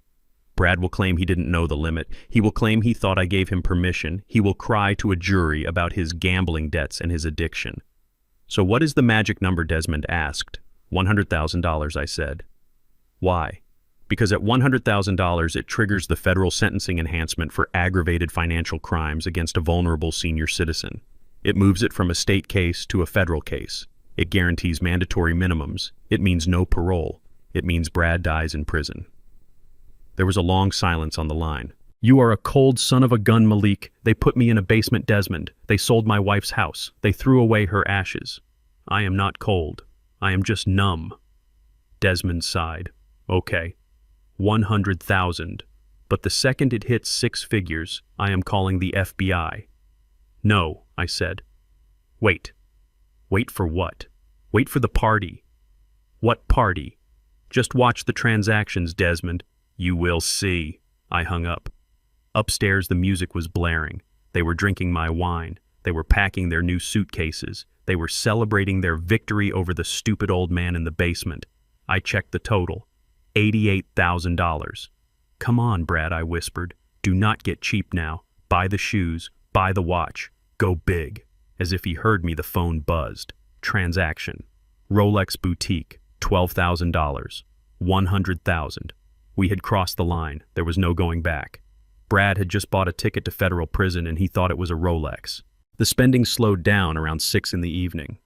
I sat in the dark, hungry and tired but alert. I heard them moving around upstairs getting dressed. I smelled expensive perfume wafting down through the floorboards. The basement door opened. Brad stood there. He was wearing a new tuxedo. It fit him badly tight across the shoulders. On his wrist was the new Rolex shining in the dim light. He looked like a penguin who had won the lottery. "Get up, Malik." I stood up, brushing the dust off my trousers. "What is it, Brad?" "We are going out." "Out?" "Yeah, we are having a farewell dinner. A celebration. We leave for the Maldives tomorrow morning, so tonight we feast." "I do not have any nice clothes, Brad." "You threw them all on the floor." Brad laughed. "You are not eating with us, old man. You are coming to carry the bags. We bought a lot of stuff today. We need a pack mule. And besides, I want you to see what success looks like." He threw a garment bag at me. "Put this on." "It is an old suit I found in the closet. It is too small for me, but it should fit a shriveled-up guy like you. I want you to look presentable enough to walk through the lobby, but pathetic enough that everyone knows you work for me." I took the suit. It was one of my old work suits from 20 years ago, moth-eaten, stained. I put it on. It hung off my frame. I looked ridiculous. I looked broken. "Perfect," Brad sneered. "You look like a butler who fell down the stairs." We went upstairs. Keisha was there. She was wearing a sequined gown and the new diamonds she had bought with my credit. She looked beautiful and terrible. She looked like her mother, but without the soul. "Dad," she said, "you look nice." I looked at her. "You are wearing diamonds, Keisha, while I sleep on concrete." She looked away, touching the necklace nervously. "It is just for tonight, Dad. We are starting a new life. You will be fine here. The rent is paid up for the month." She was lying. They were abandoning me. They were going to leave me in an empty apartment with no food and no money while they flew to paradise. "Let us go," Brad said, checking his new watch. "The reservation is at 8. "Where are we going?" I asked. "The signature room," Brad said, puffing out his chest. "Top of the Hancock, 95th floor, best view in the city. Only the best for the winners." The signature room. I knew it well. I had poured the foundation for the John Hancock Center back in 1968 when I was just an apprentice. I knew every beam of steel in that building. It was fitting. We were going to the top of the world to watch them fall. We took an Uber Black to the building. The driver opened the door for Brad and Keisha. I had to open my own. I carried the shopping bags, 4 of them, heavy with designer boxes. We rode the elevator up. My ears popped. Brad was giddy taking selfies with Keisha. "Look at this view, babe. This is our city now. We own this town." We walked into the restaurant. The maitre d' looked at me with concern. My suit was wrinkled, my face was unshaven, and I was carrying shopping bags like a servant. "Is this gentleman with you, sir?" he asked Brad. "Yeah, he is with us," Brad said loudly. "He is the help. Just put him in a chair in the corner. He is not eating." The maitre d' frowned, but Brad flashed the heavy black card. "Whatever you want, sir." They sat at a window table. The city lights spread out below them like a carpet of diamonds. I was seated on a small folding chair near the service station 10 feet away. I placed the shopping bags at my feet. I watched them order. Caviar service, $200. Seafood tower, $300. Bottle of Dom Perignon, $500. Wagyu steaks, $400. Brad was shouting at the waiter, ordering everything on the menu. He was drunk on power. He was drunk on theft. He waved at me, holding up a glass of champagne. "Cheers, Malik. Thanks for the memories." I sat stoically, my hands folded in my lap. I felt the BlackBerry vibrating in my pocket. It was Desmond. "Total spend is $120,000, Malik. The FBI is coordinating with Chicago PD. They are 5 minutes out." I did not reply. I just watched. Brad was laughing loud and obnoxious. He was attracting stares from the other diners. He did not care. He thought he was untouchable. He leaned over and kissed Keisha. "To us, baby. To the good life. To us." Keisha smiled, clinking her glass against his. They were celebrating their crime. They were toasting their betrayal. I looked at the waiter approaching with the bill folder. It was time. Brad opened the folder. He did not even look at the total. He just pulled out the black titanium card and dropped it onto the tray with a heavy clatter. "Put a 20% tip on there, my good man, and bring me another bottle for the road." The waiter bowed and walked away with the card. I watched Brad. He was leaning back, hands behind his head, looking out at the skyline. He looked like a king. Then I saw the waiter stop at the terminal. I saw him swipe the card. I saw him frown. I saw him swipe it again. He picked up the phone. He spoke for a moment. His face went pale. He walked back to the table. He was not bowing anymore. "Sir," he said, his voice cutting through the chatter of the restaurant. Brad looked up, annoyed. "What is it?" "Bring the bottle." "Sir, the card was declined." Brad laughed. A loud barking sound. "Declined. Do you know what that is?" "That is a Centurion card. It has no limit. Run it again." "I ran it 3 times, sir. The bank says the card has been reported stolen." The restaurant went silent. People turned to look. "Stolen," Brad shouted, standing up. "That is a lie. That is my card. Run it again, or I will buy this whole place and fire you." "Sir, I need you to lower your voice. Do you have another form of payment?" I stood up. I picked up the shopping bags. I walked over to the table. Brad turned to me, his face red with rage and panic. "Malik, tell him it is your card. Tell him you gave it to me." I looked at him. I looked at Keisha. I looked at the waiter. "I do not know this man," I said clearly, "and that is my card he stole from my house." Brad's eyes bulged. He lunged for me. "You lying old bat." But before he could touch me, the elevator doors chimed. They did not open for guests. They opened for the law. And the party was over. Brad insisted that we make an entrance. He wanted witnesses to his ascension. He had called 3 of his gambling buddies, men who usually spent their nights in smoky basements in Cicero, and told them to meet us at the 95th floor. He wanted an audience for his coronation. We stood in the lobby of the Hancock Center waiting for the elevator. Keisha looked like a movie star in her sequined gown and the diamond necklace that caught the lobby lights. Brad was preening in his ill-fitting tuxedo, constantly adjusting the cuff to show off the Rolex.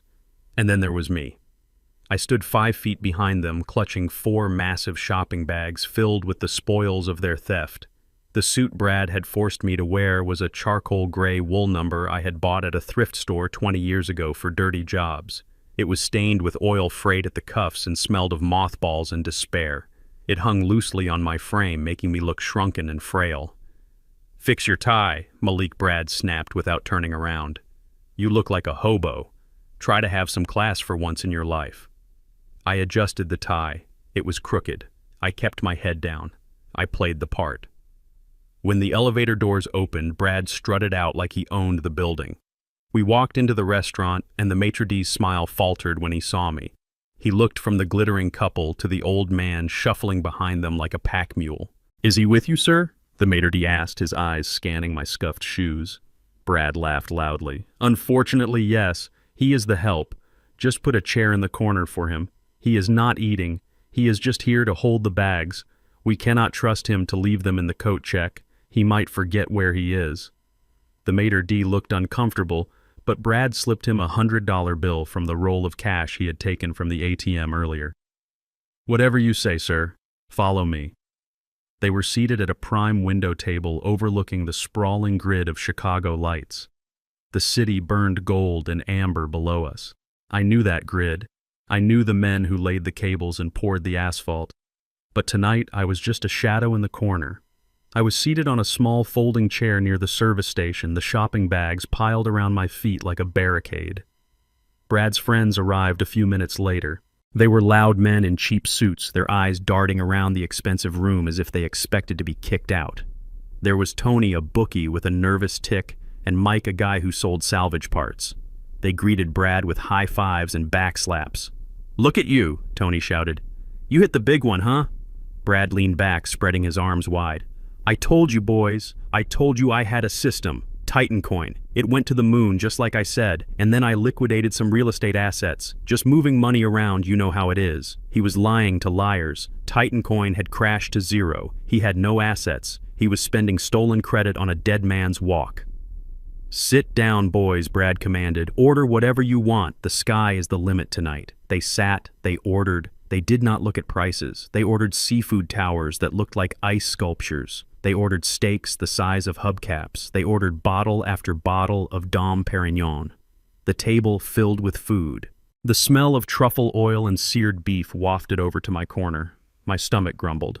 I had not eaten since the sandwich the night before. I watched them tear into the lobster butter running down their chins. "Who is the old guy?" Mike asked, pointing a fork at me. Brad swirled his champagne glass. He looked at me with a mix of pity and disgust. "That is my father-in-law. Malik. Sad story, really. He used to be a construction worker or something. Now he just wanders around. He lost his house. He lost his savings. He is completely dependent on us." Keisha took a sip of her wine. She did not correct him. She stared out the window, avoiding my gaze. "We took him in." Brad continued, his voice rising so the neighboring tables could hear. "We put a roof over his head. We feed him. It is a burden, you know, a heavy burden. But what are you going to do? Family is family. You are a saint," Tony said, tearing a piece of bread. "I would have put him in a home." "We thought about it," Brad said solemnly. "But the state homes are terrible, and we could not afford a private one. So we sacrificed. We gave up our privacy. We gave up our spare room." He did not mention the basement. He did not mention the $500 rent. He did not mention the forgery. I sat there, my hands folded on my lap. I listened to him rewrite history. I listened to him paint himself as the savior and me as the parasite. "Hey, Malik," Brad shouted across the gap. "You want a bread roll?" He picked up a roll from the basket and tossed it through the air. It bounced off my chest and landed on the floor. "Oops." Butterfingers, Brad laughed. His friends roared with laughter. Even Keisha cracked a smile. "Pick it up, Dad," she said softly. "It is sourdough. You like sourdough." I bent down. I picked up the roll. I wiped the dust off it. I did not eat it. I placed it gently on top of the Louis Vuitton bag at my feet. The waiter came by to refill the champagne. He looked at me, then at the roll on the bag. He looked at Brad. I saw a flicker of judgment in his eyes. He knew. Service people always know who the real garbage is. Brad was drunk now. He was loud. He was telling stories about deals he never made and money he never earned. "Yeah, so I told the developer, if you want this land, you have to go through me. I am the gatekeeper." He was mimicking the way I used to talk on the job site. He was stealing my life, my words, my mannerisms, and twisting them into a caricature. I checked my pocket. The BlackBerry was vibrating. Desmond. "The FBI is in position in the lobby," the message read. "We are waiting for the final charge." I looked at Brad. He was red-faced, sweating, laughing at a joke Tony made about poor people. He had no idea. He was sitting on top of the world, and the foundation was made of dynamite. The waiter cleared the plates. The table was a mess of empty shells and bones. "Dessert, gentlemen," the waiter asked. "Everything," Brad slurred. "Bring the chocolate cake, the cheesecake, the gold leaf sundae. Bring it all, and bring the bill. We have a plane to catch." The dessert course was a blur of sugar and gluttony. They ate until they were groaning. Finally, the waiter returned. He carried a black leather folder. He placed it gently in front of Brad. The table went quiet. Tony and Mike leaned in, curious to see the damage. Brad opened the folder. He whistled. $15,400, he announced. Tony's eyes bugged out. 15 grand. Brad, are you crazy? Brad chuckled. He reached into his tuxedo pocket. He pulled out the black titanium card. He held it up to the light so everyone could see the centurion glint. Pocket change, boys. Pocket change. He looked at me. His eyes were glassy. Hey, Malik. Look at this. This is what success looks like. You worked 40 years and you never ate a meal like this. I make one phone call and I eat like a king. That is the difference between a worker and a boss. He was right. I had never eaten a $15,000 meal. I built hospitals. I built schools. I built homes. I ate sandwiches in my truck so I could put money in the trust. Brad tossed the card onto the bill folder. It landed with a heavy, authoritative thud. Swipe it, my good man, he said to the waiter, waving his hand dismissively. No pin needed. Add 20% for yourself. The waiter took the folder. He took the card. He bowed slightly and walked away toward the terminal station near the entrance. Brad leaned back, lacing his fingers behind his head. He winked at Keisha. Maldives, here we come, baby. I watched the waiter. I saw him insert the card. I saw him wait. I saw him frown. He pulled the card out. He wiped the chip on his apron. He inserted it again. He typed something into the terminal. He picked up the restaurant phone. Brad was busy laughing with Mike. He did not notice, but I noticed. The waiter hung up the phone. He whispered something to the manager standing next to him. The manager looked at our table. He looked at Brad. He nodded. The waiter walked back. He was not smiling. The bounce was gone from his step. I stood up. My knees cracked. I smoothed the front of my dirty, moth-eaten suit. I picked up the heavy Hermes bag in one hand and the Saks bag in the other. I walked out of my corner. Brad saw me moving. Sit down, old man, he barked. We are not leaving yet. I ignored him. I walked right up to the table. I stood next to the waiter who had just arrived. Sir, the waiter said to Brad, his voice loud and clear in the sudden silence of the dining room. There is a problem. Brad frowned. Problem? What problem? The card was declined, sir. Brad laughed. It was a nervous, angry sound. Declined. You are an idiot. That is an Amex Black. It does not decline. Run it again. I ran it 3 times, sir. The bank has flagged it. They say it is stolen. The word hung in the air. Stolen. Tony and Mike pulled back from the table. They looked at Brad. They looked at the card. Stolen. Brad shouted, standing up so fast his chair fell over. That is my card. My name is on the account. I stepped forward. I placed the shopping bags on the table, crushing the leftover lobster shells. No, I said. My voice was not the voice of a homeless old man. It was the voice of the man who ran job sites for 40 years. It was deep. It was gravel. It was command. That is not your card, Brad. Brad spun on me. His face was purple. Shut up, Malik. Sit down. I looked him in the eye. I saw the fear behind the rage. I am done sitting down, and I am done paying for your dinner. I turned to the waiter. I reached into my jacket pocket and pulled out my California driver's license, the one I kept hidden. My name is Malik Jefferson, I said. That card belongs to me, and I reported it stolen 5 minutes ago. Brad lunged. You lying old bat. Give me that card. He grabbed for the folder. He grabbed for me, but he never made contact because the elevator doors chimed behind us. And when they opened, it wasn't other diners who stepped out. It was 4 men in FBI windbreakers, and the party was officially over. The waiter walked back toward the table, and his face was the color of old parchment paper. He was not walking with the bounce of a man expecting a massive tip anymore.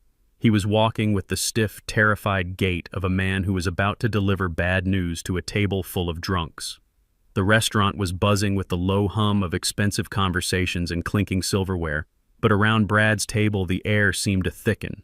Brad was still leaning back in his chair, one arm draped over the back, laughing at something Mike had said about a horse race. He did not see the waiter approaching, but I did. I saw the way the manager was watching from the podium, his hand hovering near the security phone. I saw the way the busboys had stopped clearing the neighboring tables. The waiter stopped right next to Brad. He cleared his throat. It was a small, nervous sound, but it cut through Brad's laughter like a knife. Brad looked up, annoyed that his story had been interrupted. He held out his hand, expecting the black folder with the receipt, expecting to sign his name with a flourish and walk out like a king. But the waiter did not hand him the folder. He held it tight against his chest like a shield. "Sir," the waiter said, and his voice cracked. "We have a problem." Brad frowned. His eyes narrowed. He looked at the empty table where the feast had been. He looked at the empty bottles of champagne. "Problem? What problem? Did you run out of cognac?" "No, sir." The card. It was declined. The words hung in the air, heavy and absolute. Declined. It was a word that did not belong in a place like the signature room. It was a word for corner stores and dive bars. Brad stared at the waiter. His mouth opened slightly. He looked like he had been slapped.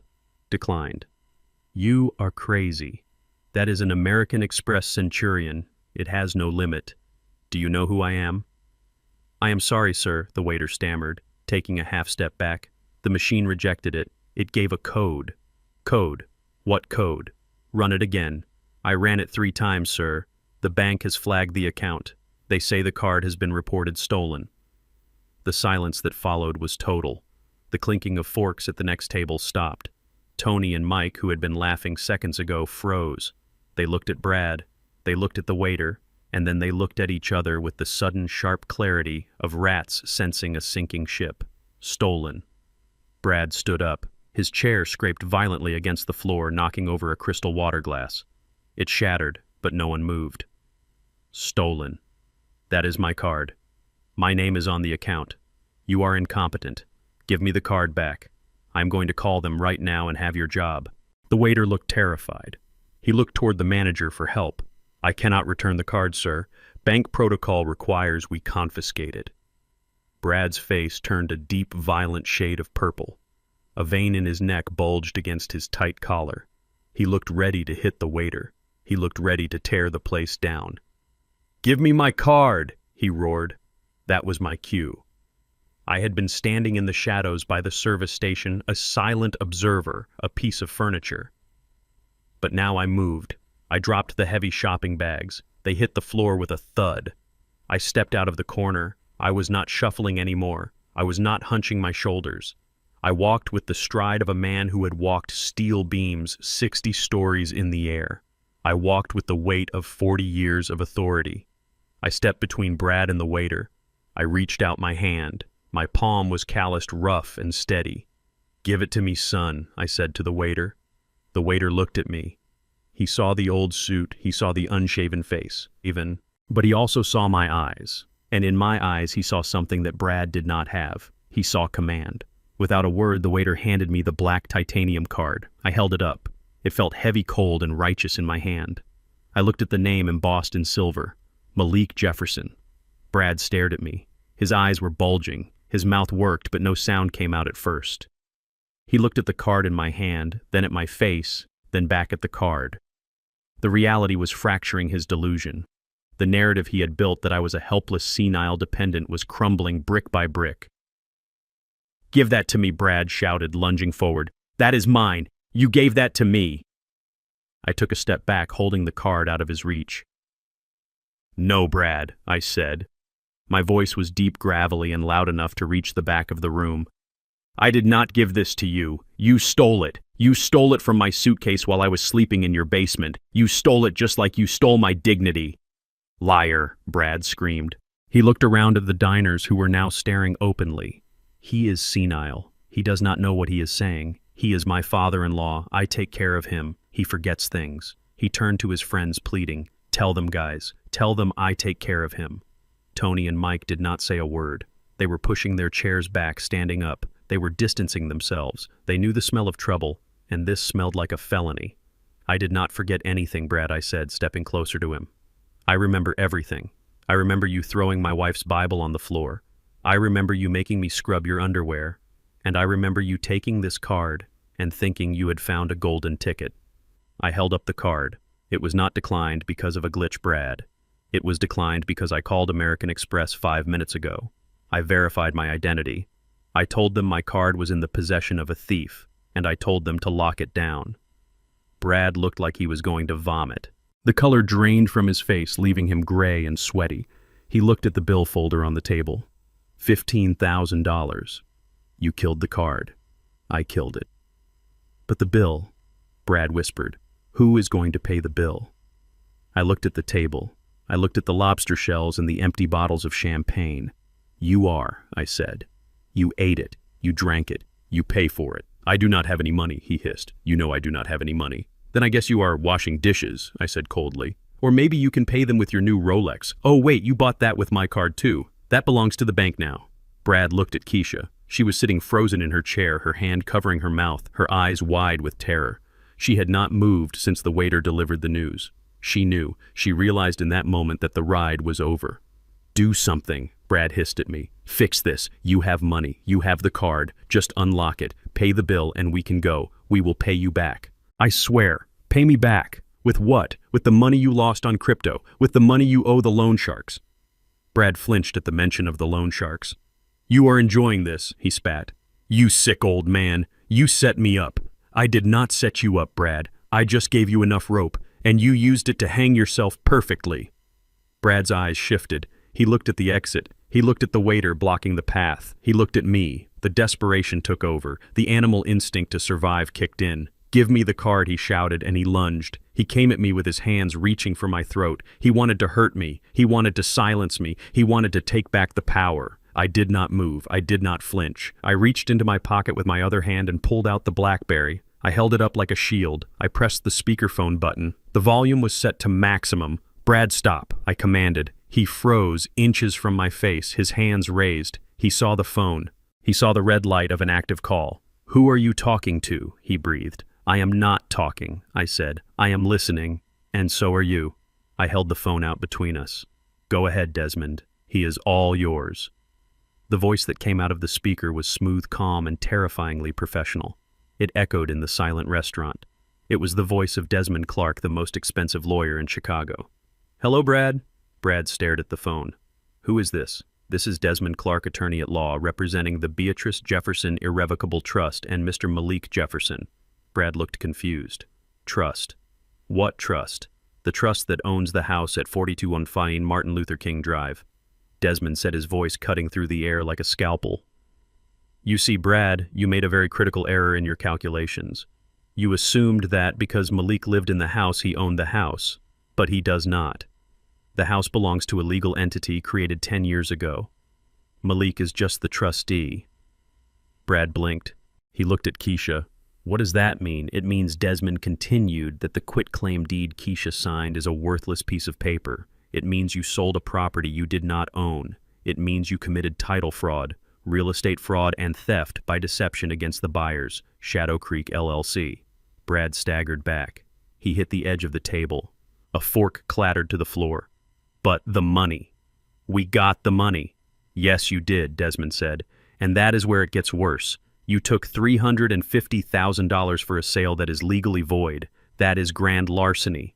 But that is just the beginning. I watched Brad's face crumble. He was trying to process the information, but it was too much.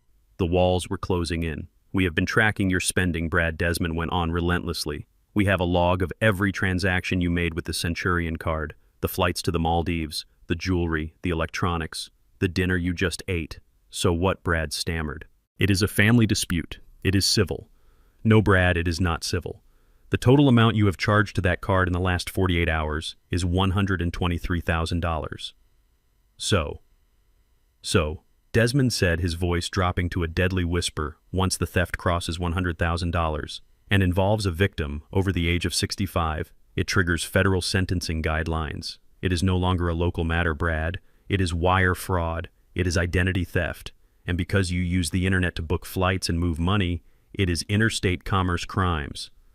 Brad looked at me. His eyes were wide, filled with horror. You did this. You knew. I just stood there holding the phone. And one more thing, Brad, Desmond added. Since the house belongs to a trust and you attempted to defraud a trust, you have engaged in complex financial crimes. I have already forwarded the entire file, including the audio recordings Malik made of you admitting to the theft and the forgery, to the United States Attorney's Office. Recordings, Brad whispered. Every word Desmond said, every threat, every admission. The FBI agents currently securing the lobby have copies of everything. They are very interested in meeting the man who spent $100,000 of a senior citizen's money in 2 days. Brad looked at the elevator doors. He looked at the window. He was 95 stories up. There was no way out. "This is a joke," he said, his voice trembling. "This is a prank. Malik, tell him to stop." I looked at him. I looked at the man who had called me a homeless person, the man who had made me sleep on concrete. "It is not a joke, Brad," I said. "It is the end." Brad let out a scream of pure frustration. He grabbed a wine bottle from the table. He raised it over his head. "I will kill you," he screamed. "I will kill you, old man." Tony and Mike backed away, hands up. "Whoa, Brad, take it easy, man," Tony said. "It is over." Brad ignored him. He swung the bottle toward me, but he never finished the swing. The elevator doors chimed. Ding! Everyone turned. The doors slid open. 4 men in blue windbreakers with yellow letters on the back stepped out. They had guns on their hips and badges on their chests. FBI. Nobody move. Brad froze the bottle still raised in the air. He looked at the agents. He looked at me. He looked at the $15,000 bill on the table. "Drop the bottle, son." One of the agents commanded, his hand resting on his weapon. Brad dropped the bottle. It hit the carpet with a dull thud and rolled away, spilling the last dregs of expensive wine. He fell to his knees. He put his hands on his head. He started to cry.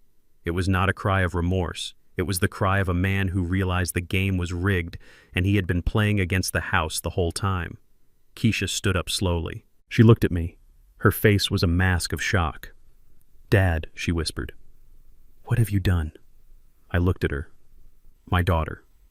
My greatest failure. I did what I had to do," I said. "I cleaned the house." The elevator doors slid open with a soft hydraulic hiss that sounded like a snake striking in the silence of the dining room.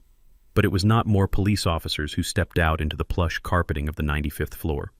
It was not the hotel security or the manager.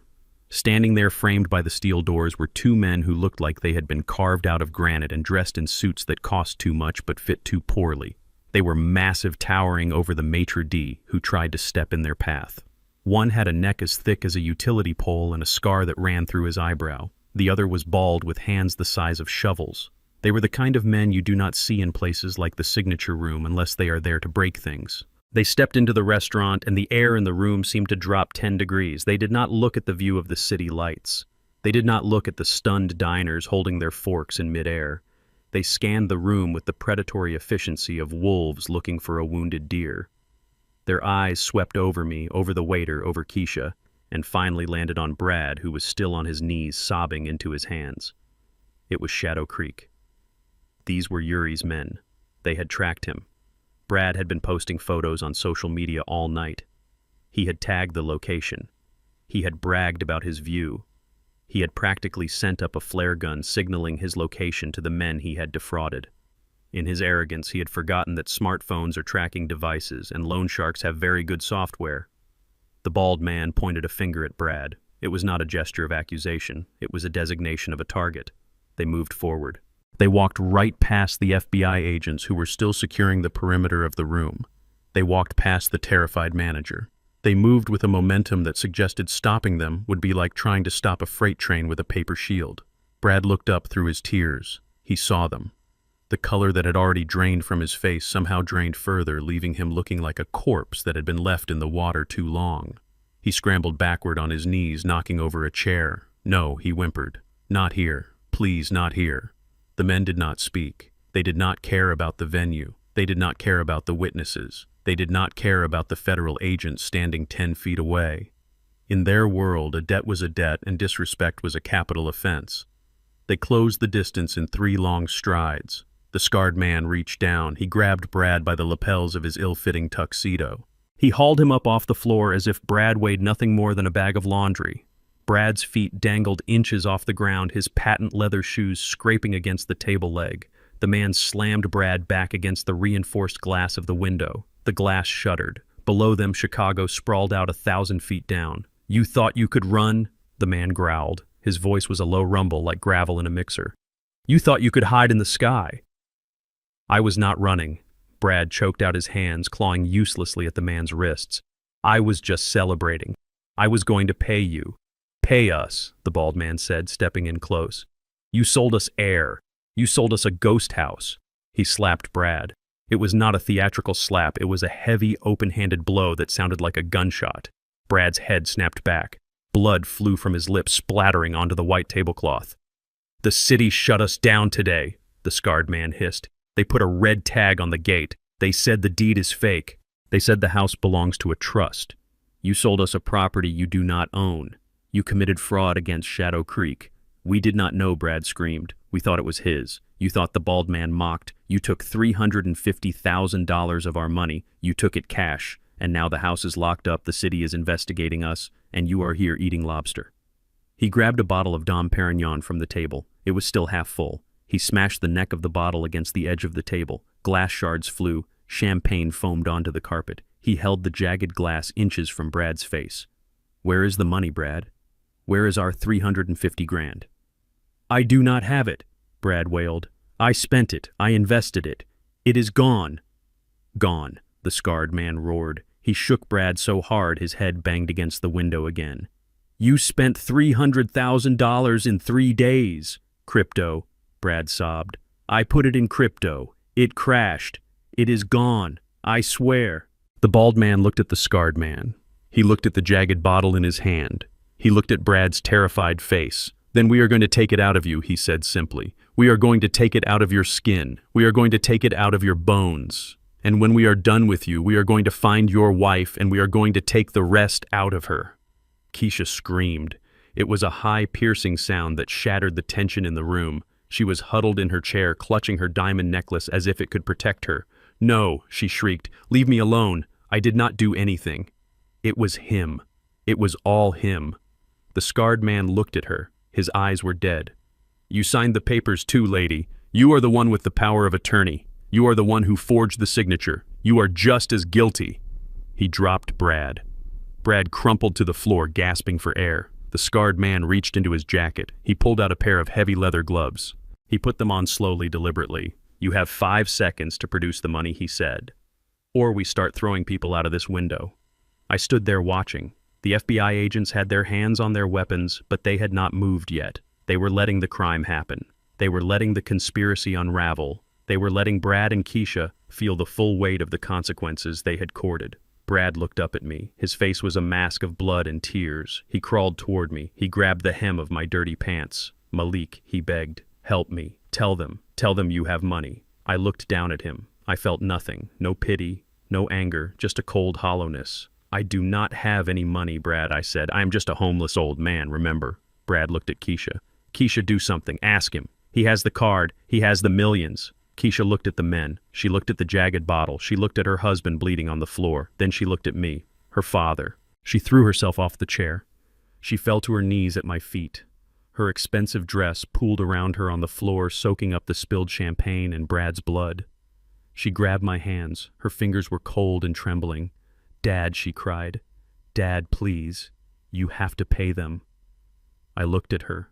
I looked at the tears streaming down her face, ruining her makeup. "Pay them?" I asked. "Yes, pay them. You are rich. Brad said you have millions.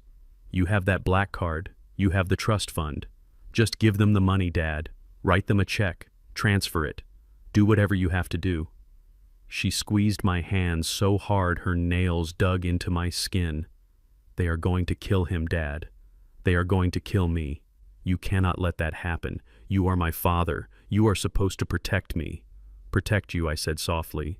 "Yes, protect us. You have the money. It means nothing to you. You are old. You do not need it. We are young. We have a future. Please, Dad, just pay the debt. Be the hero. Be the builder, one last time." I looked into her eyes. I searched for something, anything that resembled love. I searched for regret. I searched for an apology.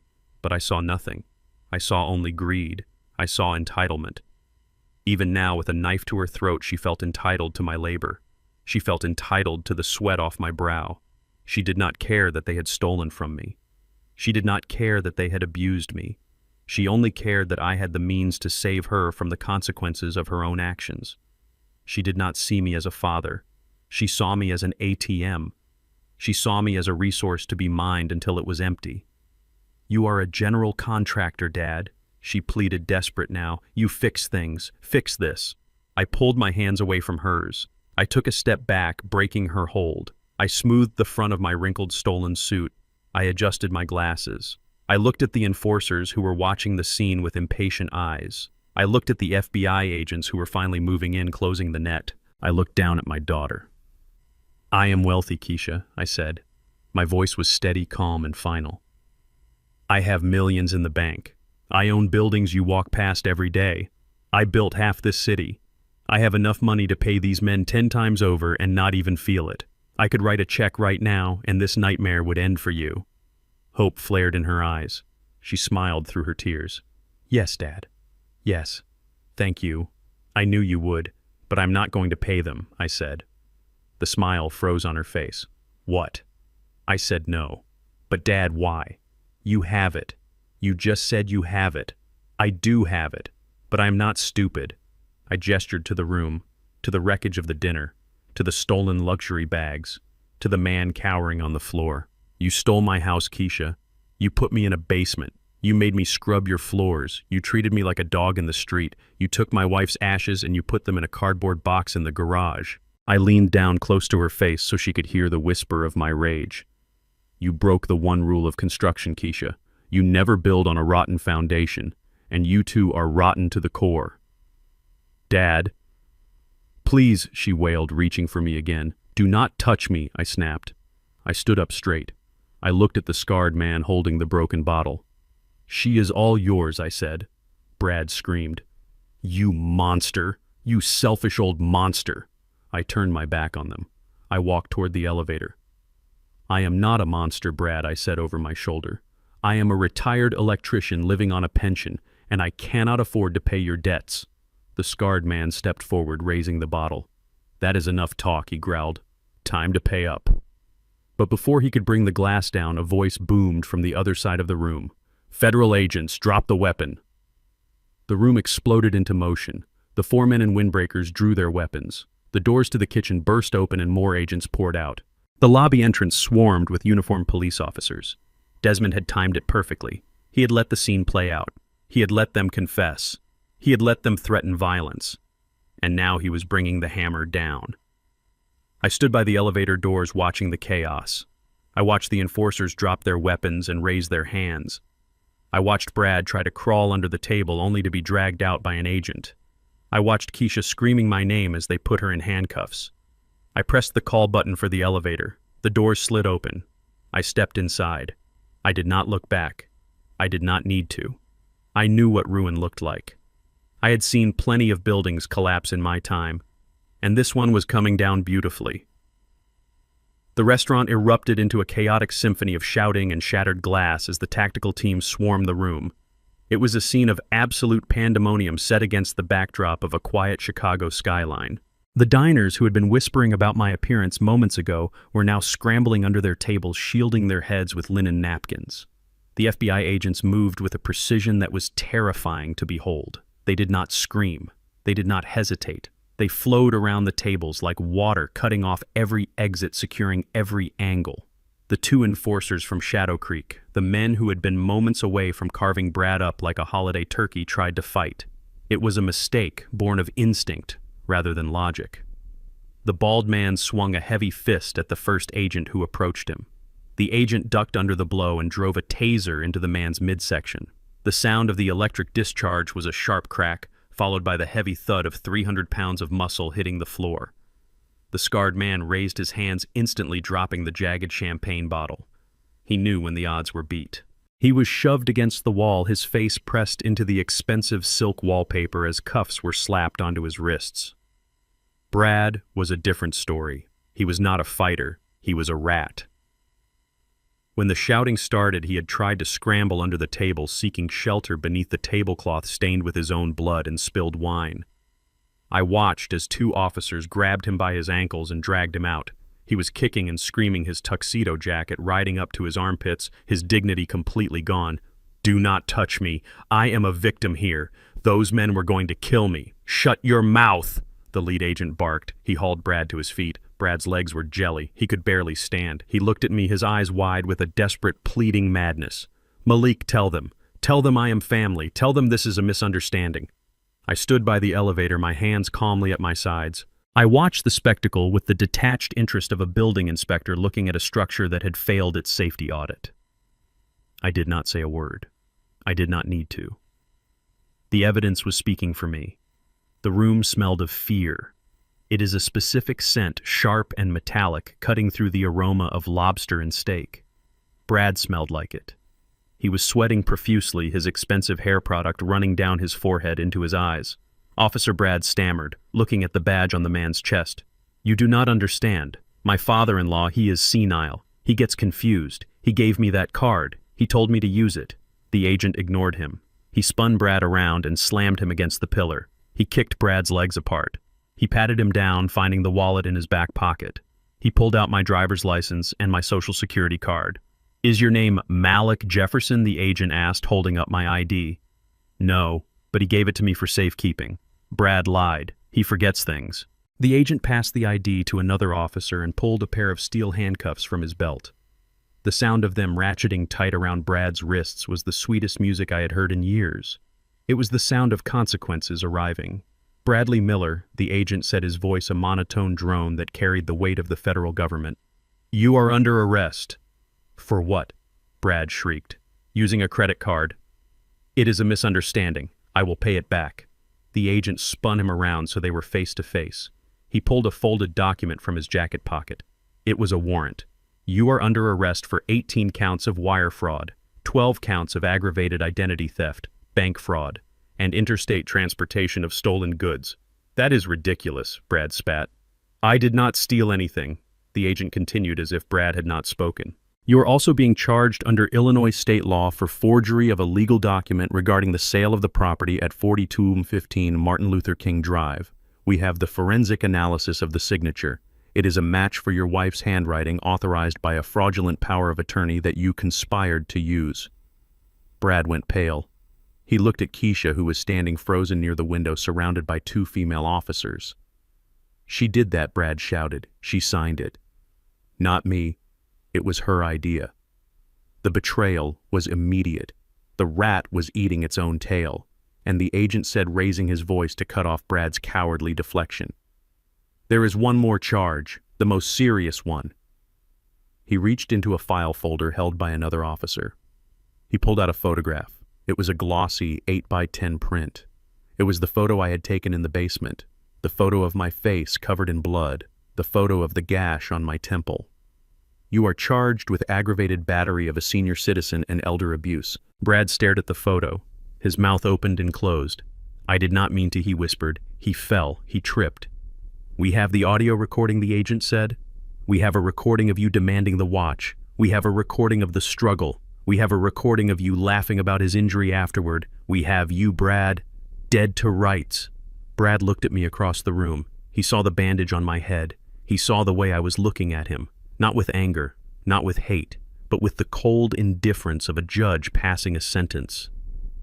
"You set me up," he hissed. "You planned this. I did not plan for you to push me, Brad," I said quietly. "You did that all on your own. You chose violence because you are weak." The agent signaled to his men. "Get him out of here." They dragged Brad toward the service elevator. He was weeping now, big, heaving sobs that shook his whole body. He was begging for a lawyer. He was begging for a deal. He was begging for mercy from a system that had none for men like him. As they hauled him away, the room turned its attention to Keisha. She was standing by the window clutching her diamond necklace as if it were a rosary. Her face was streaked with mascara. She looked small. She looked young. For a fleeting second, I saw the little girl I used to push on the swings in the park, the little girl who used to bring me lemonade when I was working in the yard. But that little girl was gone. She had been replaced by a woman who had signed her name on a document to sell my home, a woman who had watched her husband shove me and done nothing.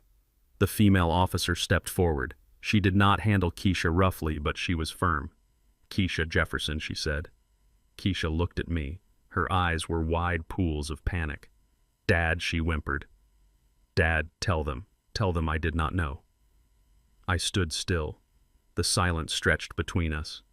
The officer took Keisha's wrist. She pulled her arms behind her back. "You are under arrest for conspiracy to commit wire fraud, forgery, and identity theft." "No," Keisha screamed. She tried to pull away. "No, please, I am pregnant. You cannot arrest me." The officer paused. She looked at Keisha's stomach. "Are you pregnant, ma'am?" "We are trying." Keisha lied. "We were going to start a family in the Maldives. Please, Do not do this. My father will explain. He will drop the charges. She looked at me. She was begging. Dad, stop them. I am your daughter. I am your only child. You cannot let them take me to jail. I looked at the handcuffs clicking around her wrists. I looked at the stolen dress she was wearing. I looked at the ring on her finger that was bought with my credit. I walked toward her. The officers let me approach. I stopped 2 feet away. Dad, she cried, relief flooding her face. Thank God. Tell them. I looked her in the eye. You signed the deed, Keisha. She flinched. Brad made me. He said we had no choice. You signed the checks from my retirement account. He told me to. You watched him push me down the stairs in the basement. You watched me bleed. And you walked away and locked the door. Keisha stopped crying. She looked at the floor. I was scared, Dad. No, you were not, I said softly. You were impatient. You were greedy. You wanted the money, and you did not care if you had to step over my body to get it. Dad, please. I am sorry.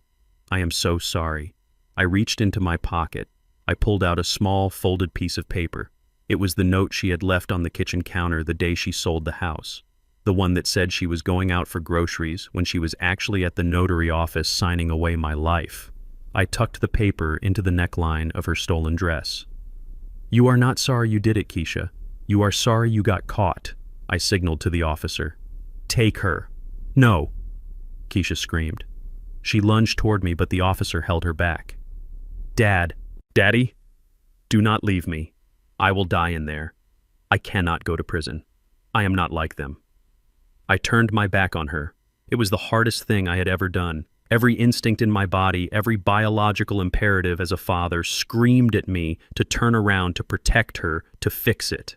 That is what I had done her whole life. I had fixed her scraped knees. I had fixed her bad grades. I had fixed her car wrecks.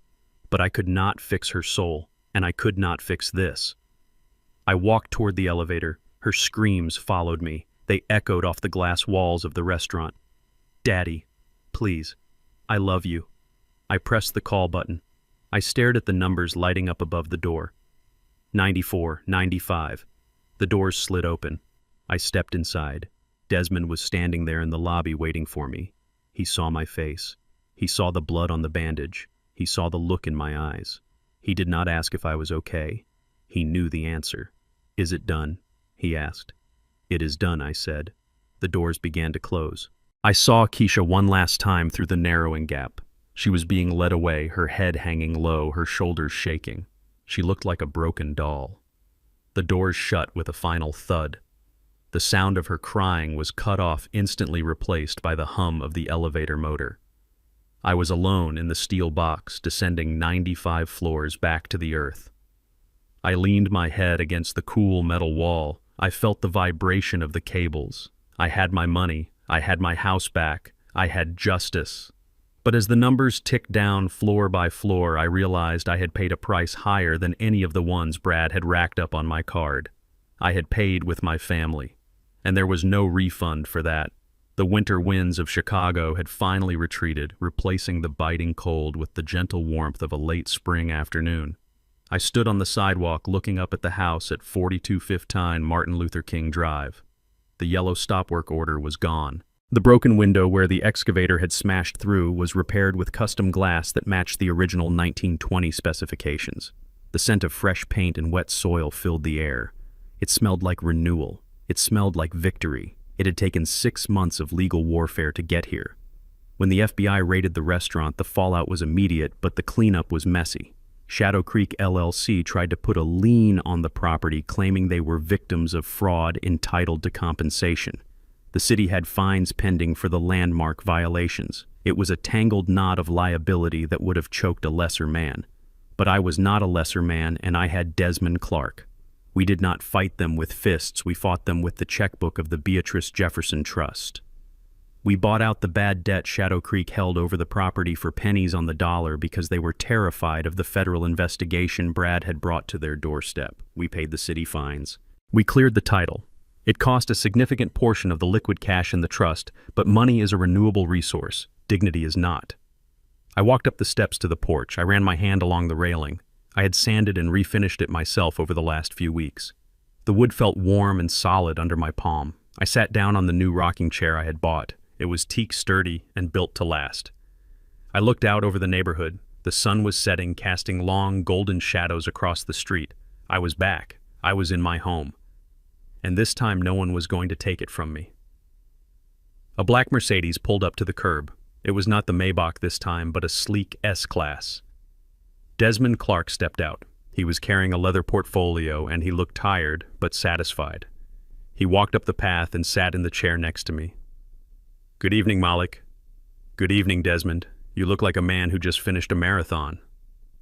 "I feel like it," Desmond said, loosening his tie. "But the race is over. The race is—" The judge banged the gavel an hour ago. I rocked slowly in my chair. I looked at the oak tree in the front yard. I did not look at Desmond. "Tell me." Desmond opened the portfolio. He pulled out a sheaf of papers stamped with the seal of the federal court. Bradley Miller pleaded guilty to all charges to avoid a life sentence. The judge was not lenient. He cited the vulnerability of the victim and the premeditated nature of the financial crimes. Brad got 12 years in federal prison, no parole. He will be nearly 50 when he gets out. 12 years. It was a lifetime. It was enough time for him to think about every dollar he stole and every lie he told. "And Keisha?" I asked. My voice remained steady, but my heart gave a small, painful thump against my ribs. Desmond sighed. He knew this was the part that hurt. Keisha's lawyer tried to argue coercion. She tried to say Brad forced her into everything. But the forensic evidence on the power of attorney and her signature on the checks told a different story. The judge gave her 4 years. She will be eligible for supervised release in 2. 4 years. My daughter was going to prison for 4 years. I thought about the little girl who used to run down these stairs on Christmas morning. I thought about the woman who had looked me in the eye and lied about selling my home. "It is fair," I said. "It is justice," Desmond corrected. "They destroyed their own lives, Malik. You just survived the wreckage." He reached into the portfolio again. "There is one more thing. The custody hearing." I stopped rocking. I turned to look at him. "Social services completed their background check on you. They reviewed the financials of the trust. They interviewed the neighbors. They saw the restoration of the house. And—" Desmond smiled. He handed me a document with a gold seal. "You have full legal guardianship. He is yours, Malik." I took the paper. It was an order of custody for Leo, my 7-year-old grandson, Keisha's son from her first marriage. The boy had been living with his father's sister in Ohio since the arrest, but she could not afford to keep him. He was the innocent victim in all of this, the collateral damage of his mother's greed. "He arrives tomorrow," Desmond said. "I arranged the transport." I looked at the paper. I looked at the name, Leo Jefferson. He carried my name. He carried my blood. "Thank you, Desmond," I said. Desmond stood up. He buttoned his jacket. "You are a good man, Malik. Most people would have walked away. You stayed and you fought." "I did not fight for me," I said. "I fought for the foundation. You cannot build a future on lies. Now I have a chance to build it right." Desmond nodded and walked back to his car. I watched him drive away. I was alone on the porch, but the silence did not feel empty anymore. It felt pregnant with possibility. The next afternoon, the house was filled with a sound I had not heard in 20 years. The sound of a child running. Leo was small for his age, with big eyes that had seen too much confusion in the last 6 months. He ran around the living room, touching the walls, looking at the furniture. He had his mother's smile, but he had my spirit. "Grandpa, is this really your house?" he asked, stopping in front of the fireplace. "It is our house, Leo," I said. He looked at me. "Mom said you were homeless. She said you lived in a basement." I walked over to him. I knelt down so I was eye level with him. I was 70 years old, but my knees did not hurt today. "Your mother was confused, Leo. I lived in a basement for a little while because I had to fix a big problem. But the problem is fixed now, and we are never going back to the basement. Are Mom and Brad coming back?" "No, Leo, not for a long time." He did not cry. He just nodded, as if he understood that some people just disappear. "Can I play in the yard?" "Yes, go play." He ran out the front door. I walked out to the porch and sat back in my rocking chair. I watched him run circles around the oak tree. I watched him laugh at a squirrel.